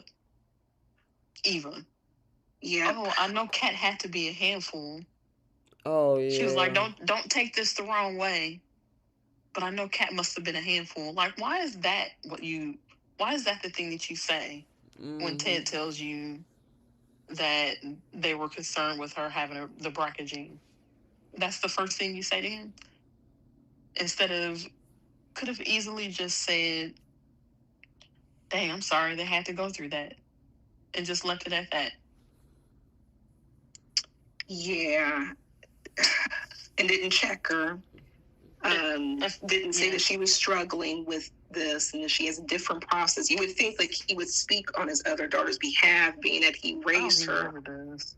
So he should know how her thought process is and how she handles it. Like, but had it been Cat, he would have checked her. Oh, he gonna check her this week, according to the promo. He said apology season is over. Okay, that's you. Yeah. Right. Well, that's what I'm saying. He was saying he was gonna check Cat. Yeah, he definitely will do it this week. I mean, he checks Kat in just about every conversation they have. Kat is always the one that has to get checked. She's never, he never allows Kat to feel how she wants to feel. It's always a, but Eva. But what about me? But what about Eva? And we see how easy it is for him to acknowledge Eva's feelings when he said to Eva, um, I can't ask you to do this, especially after how Kat has treated you. You didn't deserve any of that, and I'm ashamed. So, like, did we hear any of that when Kat told him that she slept with her boyfriend? I think what Ted's response was wasn't it something like she wouldn't do that, or I can't believe she would do that, or maybe that was Nicole's response. He said that too, but he's also said like, "Oh, I can't judge. I can't say anything. Yeah, I'm just gonna hope for the best and be optimistic that they'll work things out." I'm like, man, whatever. Kick rocks, And then please. we saw Eva come into Orphe Jeans trying to, say things, trying, I guess, doing it for Ted, and was trying to, I guess, give well wishes based in the situation, and Kat wasn't having it. And a lot of people online was not happy about that. They can get over that. Yeah, I mean, they don't like each other. So Kat she said many times she don't want nothing to do with her. Leave her alone. And Eva needed to do that because she wanted to do it, not because she was trying to make Ted happy. And because she was doing it only to make Ted happy, you see the way that she quickly snapped back at Kat when Kat didn't accept her olive branch. I was just doing this for Daddy anyway, and went off on her little tangent and talking about you're going to need me one day and I'm going to tell you to kick rocks just like you told me. Okay, then you should have never come in there and did that in the first place because you didn't mean it. Because if you were doing it because you were being genuine and you really wanted to be there for her and you really wanted to work towards, building some trust with Kat, then you would have said, you know what, I'm sorry you feel that way, but regardless of how you feel about me, I'm still going to be here if you need me, and just walked away from her. Yeah, well, like I said, and obviously listening at the two ladies, talk on the show today, it's definitely an antagonizing set of characters. But yeah, there are some people who are Team Cat. There are some people who are Team Eva, which is pretty typical. Just like you got Taylor fans and you got, Brooke fans. So yeah, it is what it is. But yeah, when she did that, they definitely was not happy about that at all. A lot. Well, the fans that I guess were more on Team Eva definitely wasn't happy about how that response came out. So, and my thing is, how long have people been saying Kat just needs to leave her alone? yeah, it's just And what make did it's Kat funny do? to me because I'd be sitting back just laughing at people because of really how that's the purpose of all of this is to really get people talking and get the dissension in the crowd going. So yeah, it doesn't surprise me that you got folks who are cheering on Eva, like yeah, she brag the riches. These rich folks, they always think they just looking down, and then you also got people that support Cat. It's like, hey, you ain't, your dad cheated, brought this woman and destroyed our family. I don't want to have nothing to do with it. I don't want to talk to me. Leave me alone. So And you know what that gets me is, and we talked about this, Keish. Everyone's so quick to jump and be in Eva's shoes and look at things from Eva's point of view, but never Kat's. It's either Kat is a brat, Kat is this, Kat is that. well, But you know what that is, Bree. Yeah. But even taking those optics out the picture, if you have a sister who came into the situation janky and also made a play for your man, slept with your man, whether he's raggedy or not, you mean to tell me people will be this all forgiving of their sister Girl, as if half of the nothing happened? you know from watching other shows, especially like Love Island and some of these others, there's a lot of toxic people in the audience. And I'm not saying in our audience in specific, but there are people who are like, yeah, I would do it. I slept with this and I did this, and yeah, I can't stand this. Mm, yeah, and you Yeah, got people like us that kind of see it a little bit. Yeah, that ain't the right way to do it.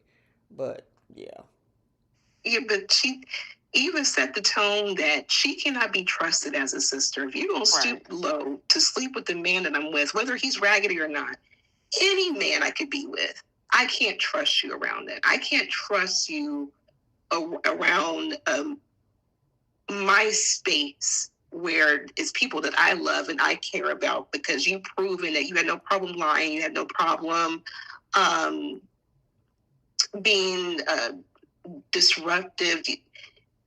And on top of that, Eva has not really been genuine with her apologies. It's like she brushes it off and then she wants to throw a snarky remark regarding Kat. Like there was a conversation where it did come up about the fact that she slept with Tomas, and Ted tried to get information. And then she said, like, oh, well, I felt like Kat did this. At first she said, like, oh, Kat said this. And like, oh, well, Kat made me feel this way. She cannot take any form of accountability for her actions. That's why it makes her unlikable, at least for me. And this is why Kat can call it like she sees it. Like, don't come to me. You're not going to be, if you're not being genuine or at least apologetic or coming, with a different mindset than how you've been moving over the past year, then don't come to me. I'm cool with you being over there. You living your life. I'm living mine. Don't worry about me or my family. Cool. Any normal person in that situation would have agreed with Kat if it was them. And it comes off, to me, it comes off as every time Eva tries to confront Kat, she knows the result she's going to get. So to me, it just feels like this is another moment. Because what did she do? She went back to Isaiah and basically, told him that Kat was crappy with her after she tried extending an olive branch. Now she's getting sympathy from Isaiah, and Isaiah is saying, well, Kat is the one that's wrong here, and she's missing out on having a sister, and blah blah blah. And it's like, I feel like she just uses this as an opportunity to once again be able to tell everybody, oh, I tried with Kat and this is what she did. It's sympathy. It's like she likes the sympathy.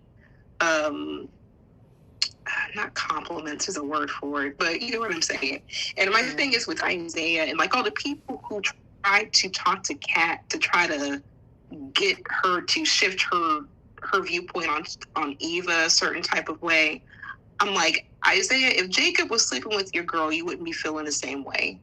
You would feel the same way as Kat. And same thing with Chelsea. If Naomi was sleeping with Madison, she would feel some kind of way. If Chelsea was sleeping with Jacob, Naomi would feel some kind of way. I don't understand like why they're villainizing Kat, especially online. That's the part that's hilarious to me. When if you were ever stepping Kat's shoes, you could relate and you could understand where she was coming from and where she keeps a wall up when it comes to Eva. Right. Like it's understandable. But I understand some people can identify maybe more with Eva, with how like people grow up and like raised by a single mom, like all these different things, whatever people can identify with. But trash behavior still needs to be called out. Exactly.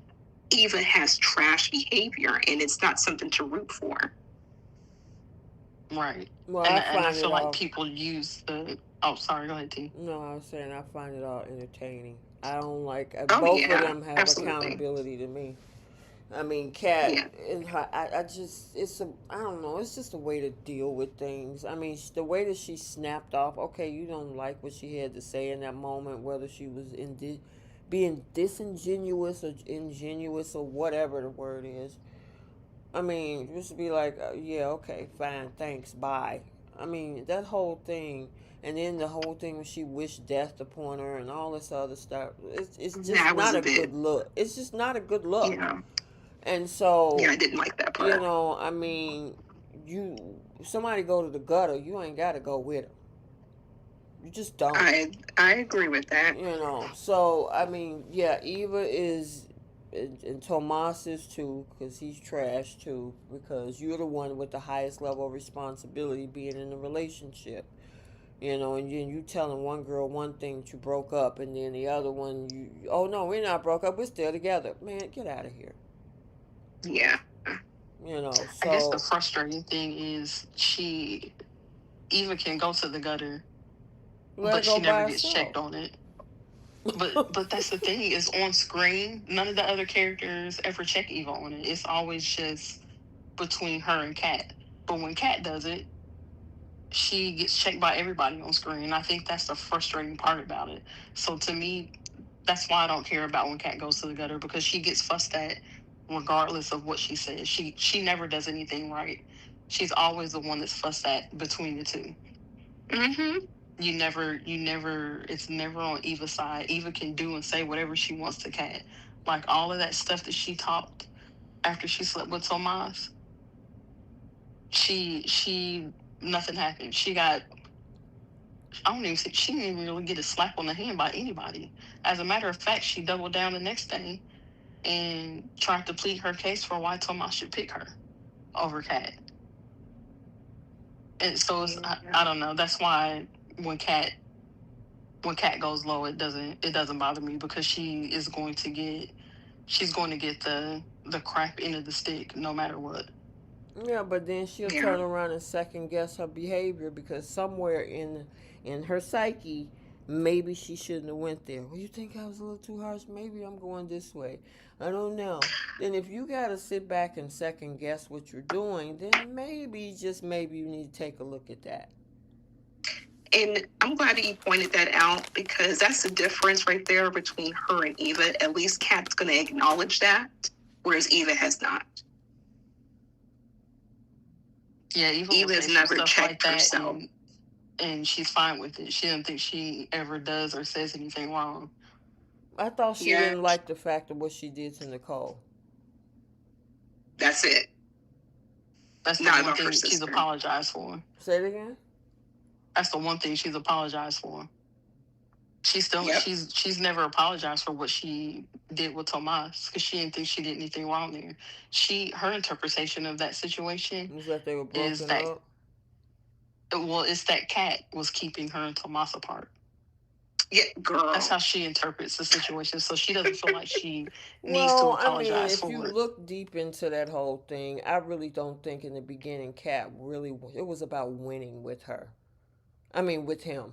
It was about winning, because at some point she wasn't even sure that she should even be with that guy. And then when she found out that because they had more chemistry. I'm gonna be honest with you, those Oh, I agree two, with you. Eva and Tomas, had more chemistry. They were down to earth. They like reading certain books together. They connected on different subjects when it came with world conversation. Whereas he was just there to for Bill's eyeballs, and she was like, "Well, okay, you ain't gonna beat me with this one." Even though that man was over there sniffing around Eva all the time, a lot of that stuff I she accepted that bad behavior just because she wanted to win. I don't And disagree with you. I do think yeah, him and Eva had more chemistry, which is why it made even less sense to me that the show didn't have Kat and Tomas break up after he cheated. Exactly. Like yeah, I don't understand the point of having, and I've said this before, of showing us for months how much Eva and Tomas had in common, having him go as far as to cheat on Kat with Eva, but then have him choose to be with Kat when it's obvious that him and Eva have more in common than him and Kat do. That made zero Yeah, sense to me at that show went that direction with it. I agree 100% with that. But my thing is, a boundary was crossed, regardless if the dude is trash. Kat can be with any man, whoever she's dealing with, whether she's taking him seriously or not. You call yourself wanting to have a relationship as a sister. You're crossing a whole boundary, dealing with trying to insert yourself into the relationship I have or the man that I'm dealing with. I can't trust you. You broke in something that you really can't come back from. Because if I were to get married, if I were to have kids, I can't trust you around the man that I'm with, trash or not, whether I'm taking him seriously or not. You cross the boundary. Therefore, I don't have to care to have you in my I got life a like that. question for you, Bree. What boundary are you referring to? A sisterly boundary? Because Kat don't see her as a sister. But Eva does. And if you do, why would you go to great lengths to treat your sister like that? If you want to have a relationship with me and you're crying to everybody about like why Kat can't accept you, but this is what you do to your sister. When you catch an attitude and when you want to act a certain type of way, and then you want to wonder why I don't trust you, you got to check yourself, because you either see me as a sister or you don't. Because if the roles were reversed and I'm going after your man, you would feel some type of way. I gotta agree with Crystal on that one. Crystal says as long as Eva protect Leslie, she has no credibility. That I agree with. Yeah. Yeah. But also the fact that Eva goes around and says to everybody, all I want is a sister. I wish I had a sister. I wish me and Kat could get along. I've tried getting along with her. I want to get along with her. She says that to everybody. And to me, that's disingenuous, because if that were true, you wouldn't have been targeting Tomas this whole time.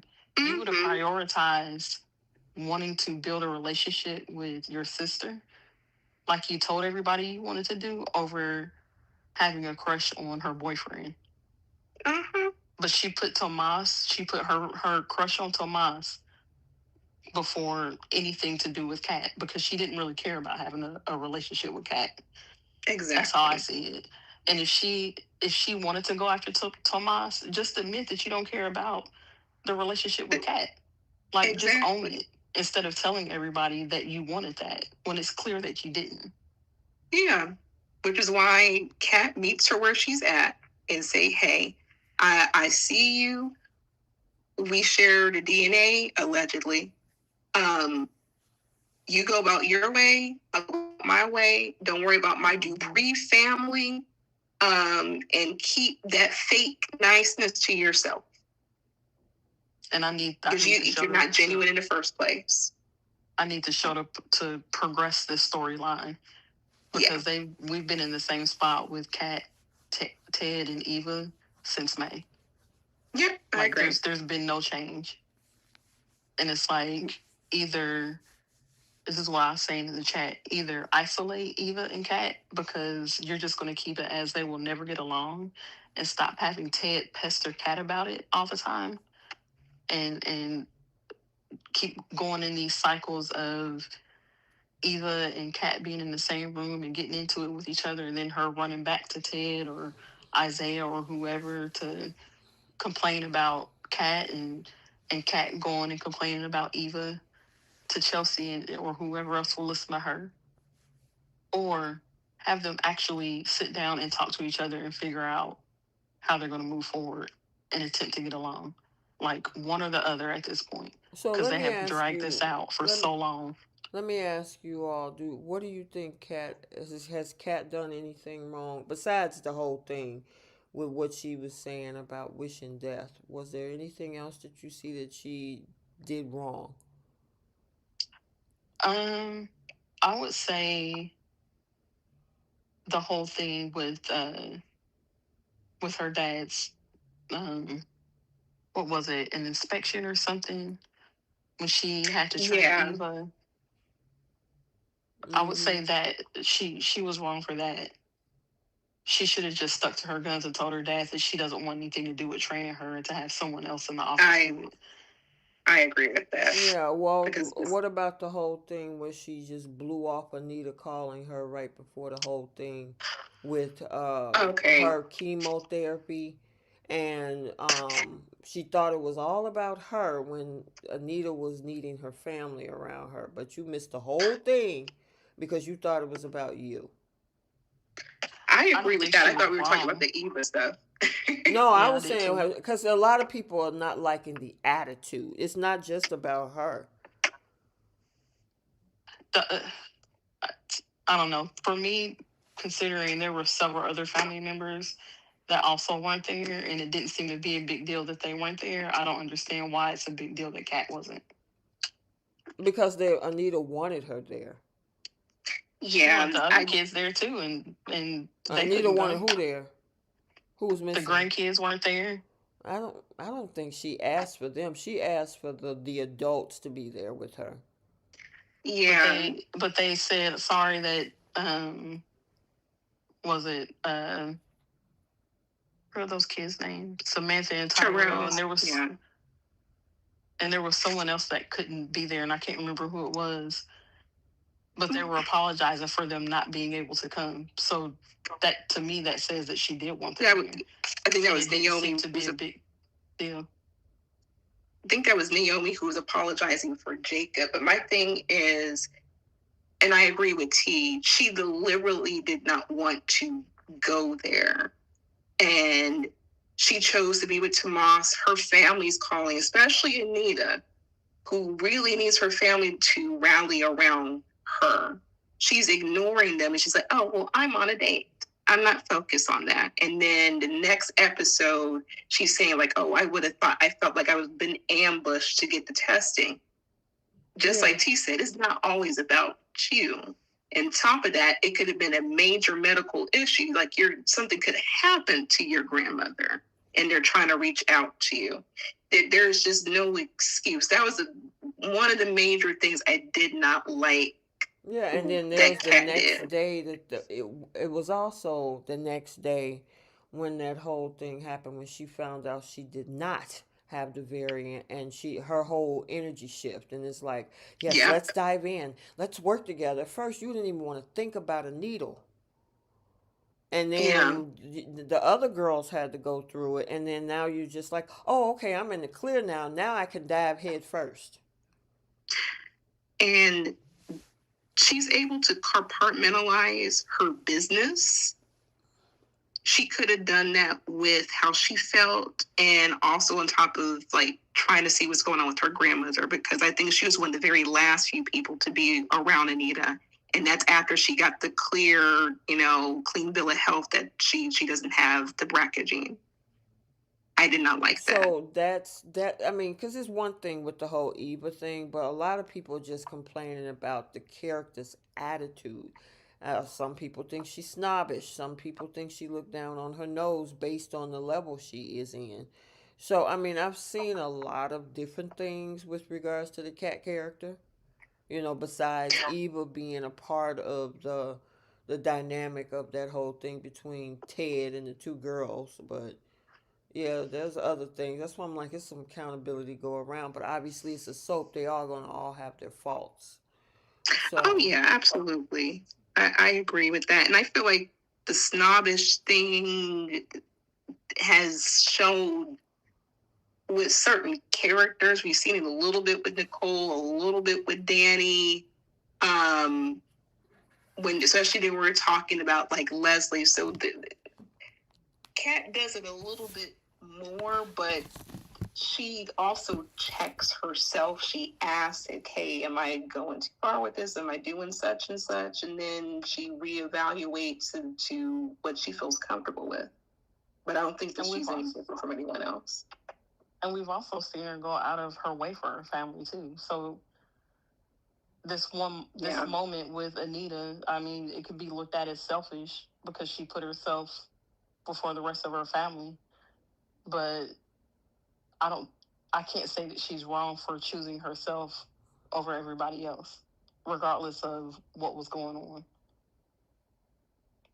Yeah, well, I Everybody think I'll handles be things pretty different. devastated in a situation like that if my daughter decided to just dismiss me, or I don't have any grandchildren, but my daughter decided to dismiss me on the day before chemo, and I've been reaching out to you. Yeah, there's no excuse for me. There's no excuse for I would that. be And pissed. yeah, that would be devastating because anything could have happened. She could have fell out, could have passed out, especially when it's progressive cancer. Yeah, triple Can't do negative better is than that. crazy. Especially having two doctors in her family, two parents that are doctors. Yeah. I don't know. I feel like Kat just can't do anything right no matter what. Like I love me some Cat, but this right here, the stuff that happened with Anita, I did not like Yeah, I'm at not, all. and Keisha, I'm not saying she don't do anything right, because she absolutely should. Her dad put that family in an impossible position, hiding. You got a kid out there. You've been paying money, shelling out for years, trying to keep your secret quiet, and then this bombshell come in and wreck the family. So absolutely, I totally understand where you're coming from. There's a lot of things. Like I said, it's accountability to go around. I mean, Leslie definitely is at the top of that list. And then her daughter for participating in the other little things that she's been doing as well, in regards to, because we talked about Tomas. He has accountability because he has a responsibility to Kat in the relationship. I'm not saying that the rest of them can do no wrong. I'm just saying that she got her faults too in certain circumstances. That's all. Yeah, she been right 90% of the time, but this 10% with Anita, she got to take it on the chin. She was wrong. Mom, do we cover everything on this one? Oh, I think we did. Okay, I think that's it. I don't remember. We got the kids. We got the diagnoses. The test came back. Okay, and then we talked about all of the couples, because we got Yep. one. Well, I guess you can call Nicole and Carlton a new couple. They've been, building for a while, but the Shanice and Ted and the Grayson and Ashley thing. So we talked about that. So, but yeah, I do think that Naomi is hiding something. What about Haley? Because Haley, remember, Bill was like, "Don't give me no more of that poison," even though it's not what we thought it was. He was just telling her he don't want no more tea. I, I Haley confuses me because the way that she gets upset about Danny, but then when she talks to Randy, Mm-hmm. she gives the it's she gives the impression that she doesn't care about Bill, Mm-hmm. but she always seems bothered when Danny is around. To me, if you didn't really care, then that wouldn't bother you. You would just, I don't know, Do go you, on about your day. Keish, do you think it's more of her worrying about Danny being around that's gonna screw up her plans, versus her wanting to keep her husband in front of Danny or whatever? What do you? I mean, maybe. I mean, I guess it could be that, but it's like a divorce would still take a while to get through, especially Mm-hmm. if she tried to fight it. So she could still Mm-hmm. carry out her plan, even if Bill seemed like he was drifting. Mm-hmm. Um, and it doesn't seem to me like, so clearly he's doing his little drifting towards Danny as far as like being nice to her now because Danny has another man. Um, but it's like he's still also there with Haley too. Mm-hmm. Because when they were sitting at the table at the club, and um he found out that she had texted Naomi and like, you know, sent her some words of support or whatever, it was Mm-hmm. like he felt like that was like, oh, I didn't realize you did that. That was so sweet of you, and like grabbed her hand or whatever. So I don't know. I feel like I thought that I thought where they were going to go with this at first was that she was going to back off of poisoning him because she's was starting to have feelings for him, Mm-hmm. and was maybe just going to just use him for his money and have some little side piece or Mm-hmm. whatever to Mm-hmm. entertain her. Mm-hmm. But she's still going full throttle with poisoning his tea. So I don't know. Is it working? Cause that It don't seem to It's be been a working. couple months. right. And This what I don't this came. understand is it's tasteless and it's odorless. So why is she only using it in the tea? Yeah, I don't Like, know. It's just That's Yeah, that's weird. actually a good point. Like she could have used it. Like she could have cooked them food. Could have right? Didn't for she his put? Didn't one time she did put it in an alcoholic drink? Yeah, she did do that once. But it's like if you're really trying to get rid of this man, you would be dropping those little droplets in just about everything that he's putting in his mouth, not just because this tea. when did she change? When did we see the switch up? Was it September sweeps? Yeah, it was November some sweeps? no. Something like that? Yeah, it was in the fall, so somewhere around October, November. So it's been a couple of months. I'm like, this thing hasn't worked yet. That's We saw the uh one time that he passed out, but it was because he didn't eat something. Yeah. So I uh don't know. I don't know what it. yeah. It's like they decided to slow roll it or something. Because I mean, my thing is, if she get caught, I don't see Marquita going anywhere. Right. I don't Who else could she either. do? But they made it a point for Tomas to at least be suspicious because he heard a little bit of her conversation with Randy at the door. Oh, that's right. I forgot about Mm-hmm. that. And so I wonder if he's going to catch on. And something tells me he might go along with it if it means he can be partner. Well, here's the other thing is because for a minute she was flirting with Isaiah too, but then that kind of slowed down. So I don't. I'm wondering if they're trying to figure out what to do next. I think like what's so great about Beyond the Gates is they do come back to certain storylines. So Mm-hmm. maybe they're giving Isaiah and Eva a chance to build a relationship. So there is something that Haley can destroy. Um, I But he also seems so think into her. Who Isaiah is seems it? so into Eva. Like Yeah, they are pretty tight. I don't see what she And would and they do or made how a she big can. thing about that on today's show. She was like, she got the fine man that she got a man, whatever they were saying. Yeah. I mean this is the same Haley who broke up a 30-year marriage. Well, I mean, Bill I was mean, already That cheating. marriage was already wrecked. Yeah, he was but already he a was he cheater. was cheating, but not enough to leave his wife. She got this man to leave his wife.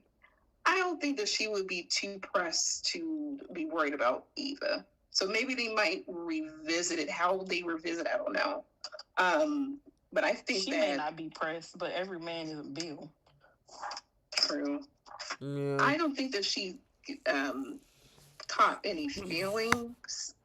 I feel that she's annoyed that his concern for his other family is getting in the way of her plans because she doesn't like the distraction. So she's playing her role until she can try to either speed up the process Mm-hmm. or just go a different direction with him. Then, because But remember they brought her old friend to the show. What happened to her? right, Lynette, right? Yeah, what happened to her? So what's the purpose? So that's what I'm like. It's like, okay, are they like, okay, we don't want to write her in the corner because if she get caught, yeah, they could put her in prison where she can escape like Luna or something. But I don't see them doing all that. So they got to figure Yeah. out a way to keep her. Maybe she gonna change her mind. As she Yeah. started to get like I think what Keisha was saying, maybe she she's starting to fall for him again, and like, okay, yeah, I don't, this man really loves me. Well, not really, because I think he loves Danny, but I think she's gonna want to stick in there and try to fight for this relationship and decide to put this poison on the back burner. I feel like that's the only way to keep her around. Exactly. Is Unless, stop. I mean, she's still technically sleeping with this man. If she gets caught up and then gets threatened to be sent away, she could say like, "Oh, I'm pregnant," and that's something that Bill and Danny would have to deal with this outside baby now. Right. So that's also another way they can kind of keep her around. Yeah, they have to figure out a way. They don't want to write her in a corner where she's like, "Oh well, time to go." Yeah. And I don't see them unaliving Bill off either. So No. Yeah. But I do see them unaliving Randy at some point. Oh, absolutely. I'm surprised Randy's still there. Exactly. He did have multiple chances, and Joey didn't let him off the hook. We gonna see. We gonna see something. All right. What time? Oh God, it's 11:30 down there by y'all. All right. Sheesh. All right, we got to get this going because it is a Monday. It'd be different if it was Friday night. All right, you guys, we are going to do our segments. I flipped the script. Who's taking several seats? Star of the week, pickle of the week, Simple Olympics, and the Lily Winters Award. So for the young and the restless, what y'all flipping?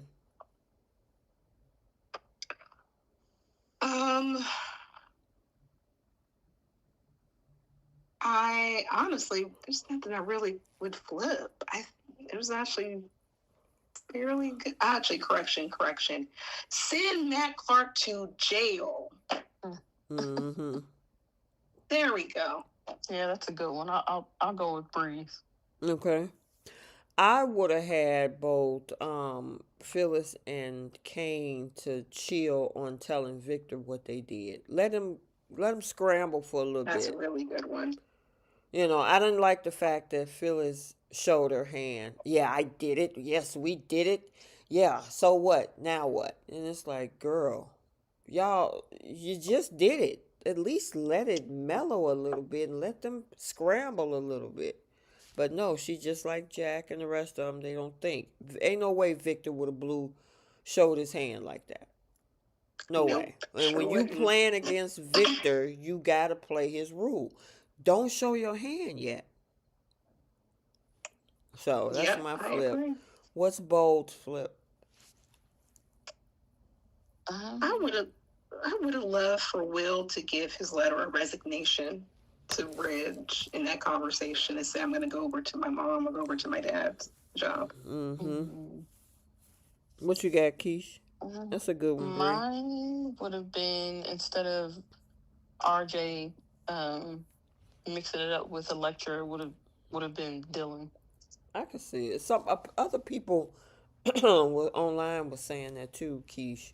That bringing him in, and there's another young lady on the set, so somebody could have ended up, unless Will is going to end up with Dylan. I don't know, but it would have been better to put RJ with Dylan because there's no relation whatsoever. Right. So I see where you're coming from. My flip for Bold would have been the whole thing with Taylor just tell Deacon, listen, I can't see you. She quick to tell Sheila, don't come there. Stop barging in my office. You need to have the same energy for Deacon. If you don't want to cross the line, you don't want him to cross the line, you need to tell him go find somebody else. Bye. See you later. But she's not gonna do that, so. All right, flip. What you say? So like an idiot. Lord. And the thing is, she's not giving any smoke to Lee, who had the biggest part of that whole thing. Flipping on BTG.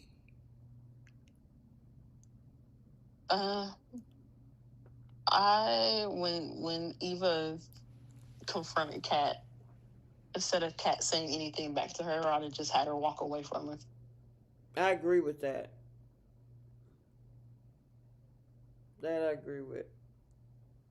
What you got, Bree?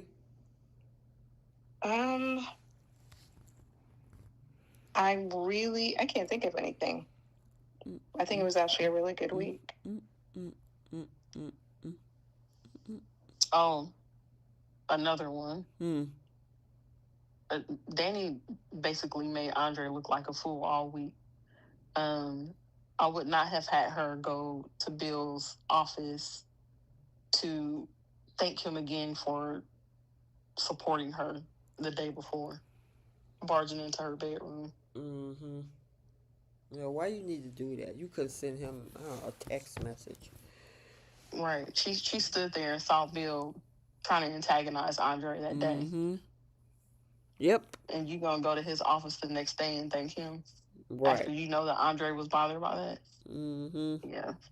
Whatever Bill does to her when they get back together, he will have deserved all of it. Yep. I agree with that. Um, let me see. I can't. I'm trying to think of something. I just agree with what Keish was saying earlier about the Eva Cat conversation. So that would be my flip. All right. Who taking seats on the Young and the Restless? Um, well, I guess while they're on the train car, I guess Phyllis and Kane can take a seat for running Why their would they get a seat mouths. for? Huh? Running their mouths, showing their Okay. hand. Showing their Yeah, hand. yeah. Yeah, that was And, crazy. and Noah can definitely take a seat. He's running his mouth a little too much for me. Mm-hmm. Sally gonna Sienna take a can seat. join them. Who? Sienna can join Yeah. Noah. See. Oh God. Yeah.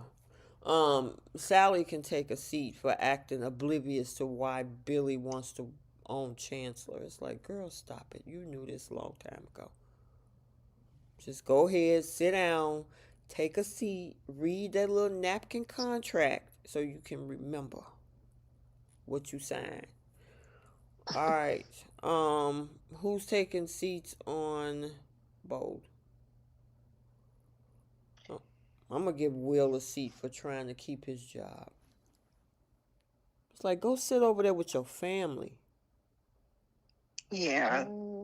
Yes, Eric for volunteering his service, like not consultation. He is going to be employed by Katie's company, Mm-mm. and he's trying to hide it. Like if he gonna do it, just do it. That's what Bree was saying. Yeah. Just being man about it for once. What you got, Bree? Electra, she's showing all kinds of teeth for her sort of cousin. How is it you acknowledge Steffi as your cousin, but not RJ? Mm-hmm. Mm-hmm. Mm-hmm. Girl, and the crazy thing, you see that she got haters. Them girls call her Goody Two Shoe Electra. They do not like that girl. She can't get No. all the mins. Well, if the other girls were special, they would get a man. They would be hating on her for. They hiding all in closets and everything. Oh my God, it's RJ. He's not all that. Never mind. Let's see if he goes shirtless, and that might change our mind. Mm-mm. Okay. All right. Did everybody get their seats in for bowl? Yeah. Mm-hmm. Okay. Did I do a seat for bowl? I don't think so. Did I? I don't Yes. think he did. Or I don't remember if he did. Did I do a seat for bowl, Bree? I thought you did. I thought you didn't you say Katie or something? Or No, Donna? I said Will need to take a seat with his Yeah, family. yeah. Okay, I got it. Right. You did say that. I did say that. Okay, who's taking seats on BTG? Danny can take a seat. Ted and Eva can take a seat. Oh, Uh, I forgot to give Donna a seat, but go ahead. I think that's it this week. I'm gonna give. Go ahead. Derek and Ashley's mama can get a seat. That's a good one. Good. That's a good one. Especially Derek. Oh, jeez. I don't know who is worse, him or Noah. I think He is, because he ain't getting no reciprocation. right. At That's least true. Noah's getting some reciprocation. It's not to his benefit, though. I think that's worse. Mm-hmm. I'm gonna put Jessica in the seat. She going her and Tyrell. It's like Tyrell. yeah, Tyrell just going along to get along, and your family is rich too, cause she said she didn't like her family going through all this. So it's like maybe you need to go and think about what you. If you don't want to do this, don't do it. Don't sit up there. Okay, I go with you just because it's you. All right, let's go. Mm-mm. So I'm gonna give her a seat. Mm-hmm. All right. Star of the week, Y&R. Joshua Morrow. I was gonna Yeah. say Nicholas Newman, especially tomorrow. Girl, Keish, when you see this episode, let us know what you think. He went off The on dude was hot. everybody. It was hot. He looked sexy when he did it. As much as he looked like he was in pain. Yeah, but Sharon, Man. I looked at her facial reaction when he went off on her. I'm like, She lost all the color in I her know. face She was and like, everything. oh, he talking to me? Yeah, girl, he talking to you. I can't wait to see this. Oh, Yeah, goodness. Josh Morrow gonna get that one. Mm-hmm. Yeah. There he is. Hopefully he'll get some Emmy reel material in this year for 27. Yes. Oh, he's going to get an Emmy nomination with the storyline. I can feel it for him. I hope this Did for y'all him. see the interview how he talked about his son, Crew, Yeah. and how he was I miss saying it. that he was exactly the same age that Crew is now when he came into the business, and how Crew does so much better. Yeah, I mean, he was like, I'm so proud of my son, and his storylines is similar, with him and Electra, and I guess him and Sharon back when they were teenagers or something. But I was like, wow. You saw that flashback scene with him and Victor in tomorrow's episode? He was splitting image of Crew. Sound like him too. Yes. The voice tones and everything. I'm like, dang, yeah, well, that's his son. Yeah. That is Crew cool. Morrow's Both of them Huh? are in daytime on the same network. Yep. But I Crew think Morrow's the gonna way be that fine. the way that Josh Morrow described it is that Crew is trying to really take it to. I think this is just his first stop. Yeah. He's trying to get into other parts of the industry. He's gonna be a huge star. He's good looking. He's gonna have a lot of different opportunities. I'm rooting for Crew. He's gonna be fine for the rest of his life. We see what his daddy looked like. It still looks like. That is so funny. All right, start of the week bold. I don't know. I guess I can give it to John McCook for getting mad. So I'm gonna give it to Katie's logo. we're gonna give it to Katie's logo. Girl, I like the logo. oh Lord, you got anything? You're so funny. What you got, Keish? I agree with John McCook. Yeah. He was getting pretty passionate in there when he was talking to Katie. And Donna had to back up off of him too. Yeah. All right, star of the week, BTG. It's hard. It's a lot. I'm gonna give it to Carla. Okay. It's hard for me to choose because there were so many. Because it's Carla. She got her result. Did she got her results last week? Yeah, she got the gene. Yeah. And that's where we see her hugging Bill and actually the actor who plays Andre, I like that scene that he had with Bill, even though Sean Freeman, he looked like a little boy standing up to Bill, but at least he did it. Right. I agree. Yeah, I'll give mine to Sean Freeman for that too. He wasn't scared of him at all 6'5" of that man. He wasn't scared. Mm-hmm. All right. One thing Andre gonna do, he's gonna poke Bill in his chest Exactly. and tell him to back off. That's like the third time he's done it. Right. You scared of Bill. Um, Pickle of the week, young Noah. Oh God, he give me the ick. Noah, his mama, and Sienna Yeah, I agree. trying to just jump into all of Nick's business. Like and I'm like, y'all have the phones, y'all have them in your hands. Call the police. That's how you solve your issues. Girl, they don't think the police gonna keep him. They must have like the monopoly police, like where like you roll the dice at least 3 times and you get out of jail No, or I guess something. all of the police in that town are mall cops. You know, they just got a flashlight or something. Apparently, everyone is getting away with crimes and then going Right. back to work the next day. And they always show up at Sharon's house. Yep, sure do. Um. Okay. Pickle of the week. Did you get yours in, Keish? Y and R. Oh yeah, I didn't really have one for Y&R. Okay. Bold. Um,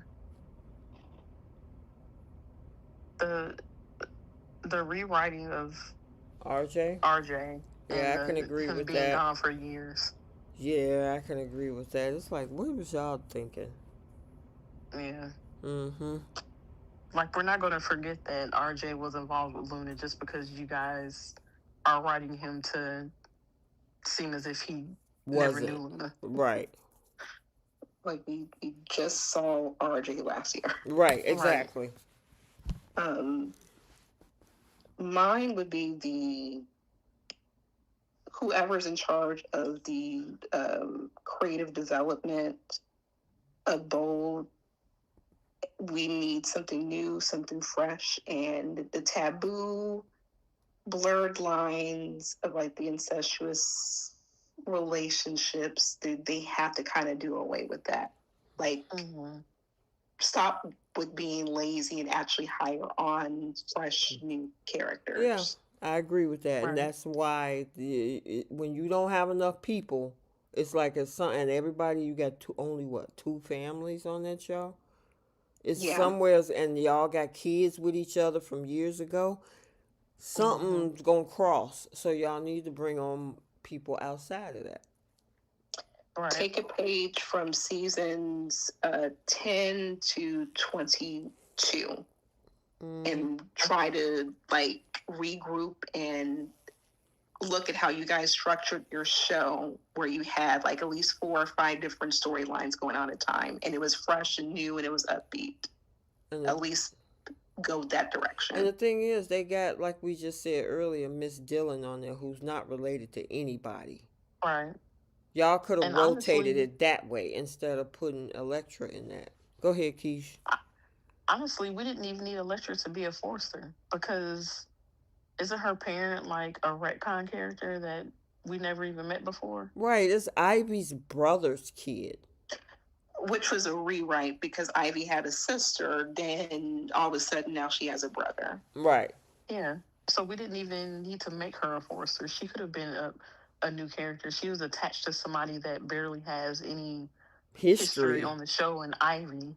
And then, like you said, the character was rewritten. Right. Her parent was rewritten. Like, yeah, she could have just been a brand new character. Right. If they were going to bring a Forrester back, if they wanted a Forrester for real, it should have been Marcus's kid or Rick and Maya's kid, instead of a random Forrester that they made up out of thin air. Right. Yep. I agree. Well, that was a good one. All right. Pickle on BTG. Eva's gonna get a pickle. Maybe they both can get one since they 2 peas in a pod. Who'd you say, Keish? I said Ted. Oh, Ted. Okay. Yeah, I didn't like the way that he keeps making Kat the villain blows my mind. When he said to Eva, I can't ask you to do that, especially with the after the way Kat has treated you, and he's ashamed for the way Kat has treated her, and she doesn't deserve it. I can't with him, and it's like when him and Eva have scenes together, one way or another, Eva has to bring up Kat, like she did in this scene.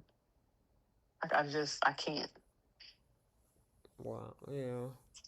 I'm gonna give Naomi one. Naomi is irritating the way she be with Jacob. It's like, girl. Mm, yeah. It was so disrespectful. I'm like, man, you acting like this is your whole enemy. She puts him on the same level as Derek. Yep. And that man treat her a whole lot better. She ain't got to worry about cheating. He's a family man, hardworking. He tries to stay above the law or inside the law, whatever you want to call it. There's nothing really crooked or scandalous about him, and she want to treat him like crap.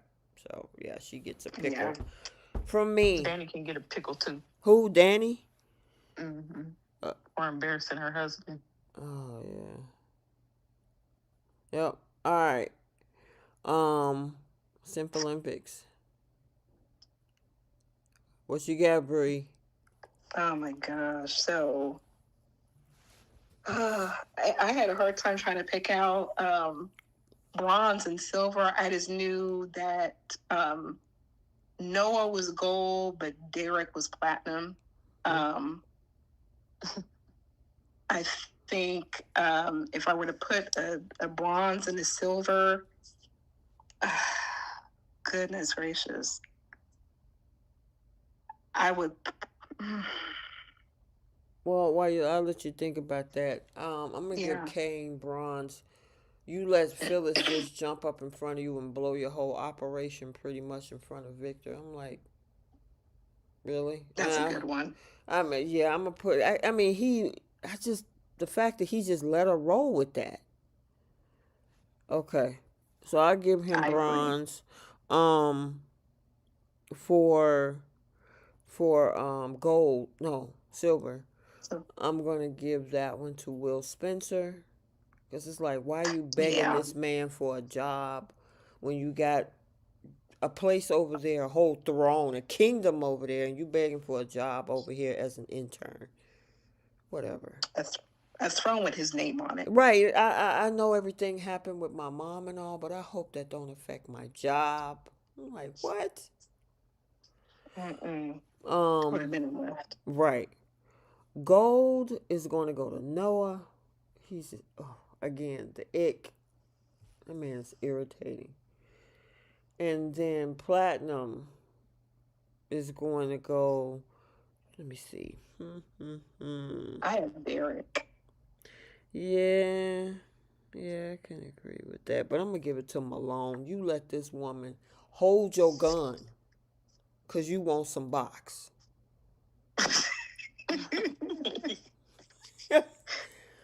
You about to blow up your whole retirement career, which is right around the corner, and your wife about to take everything because you want to get Leslie's box.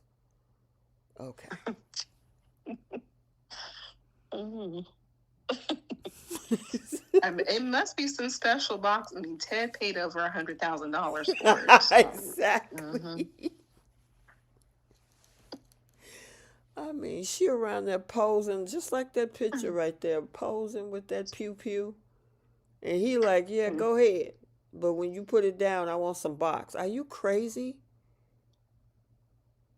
I mean, look, he's just asking her to resort to her default in life. Oh, man. She did it to herself. Yep. Keys, do you have anything? No. You guys always cover that one. And then Lily Winters Award. Naomi. Derek.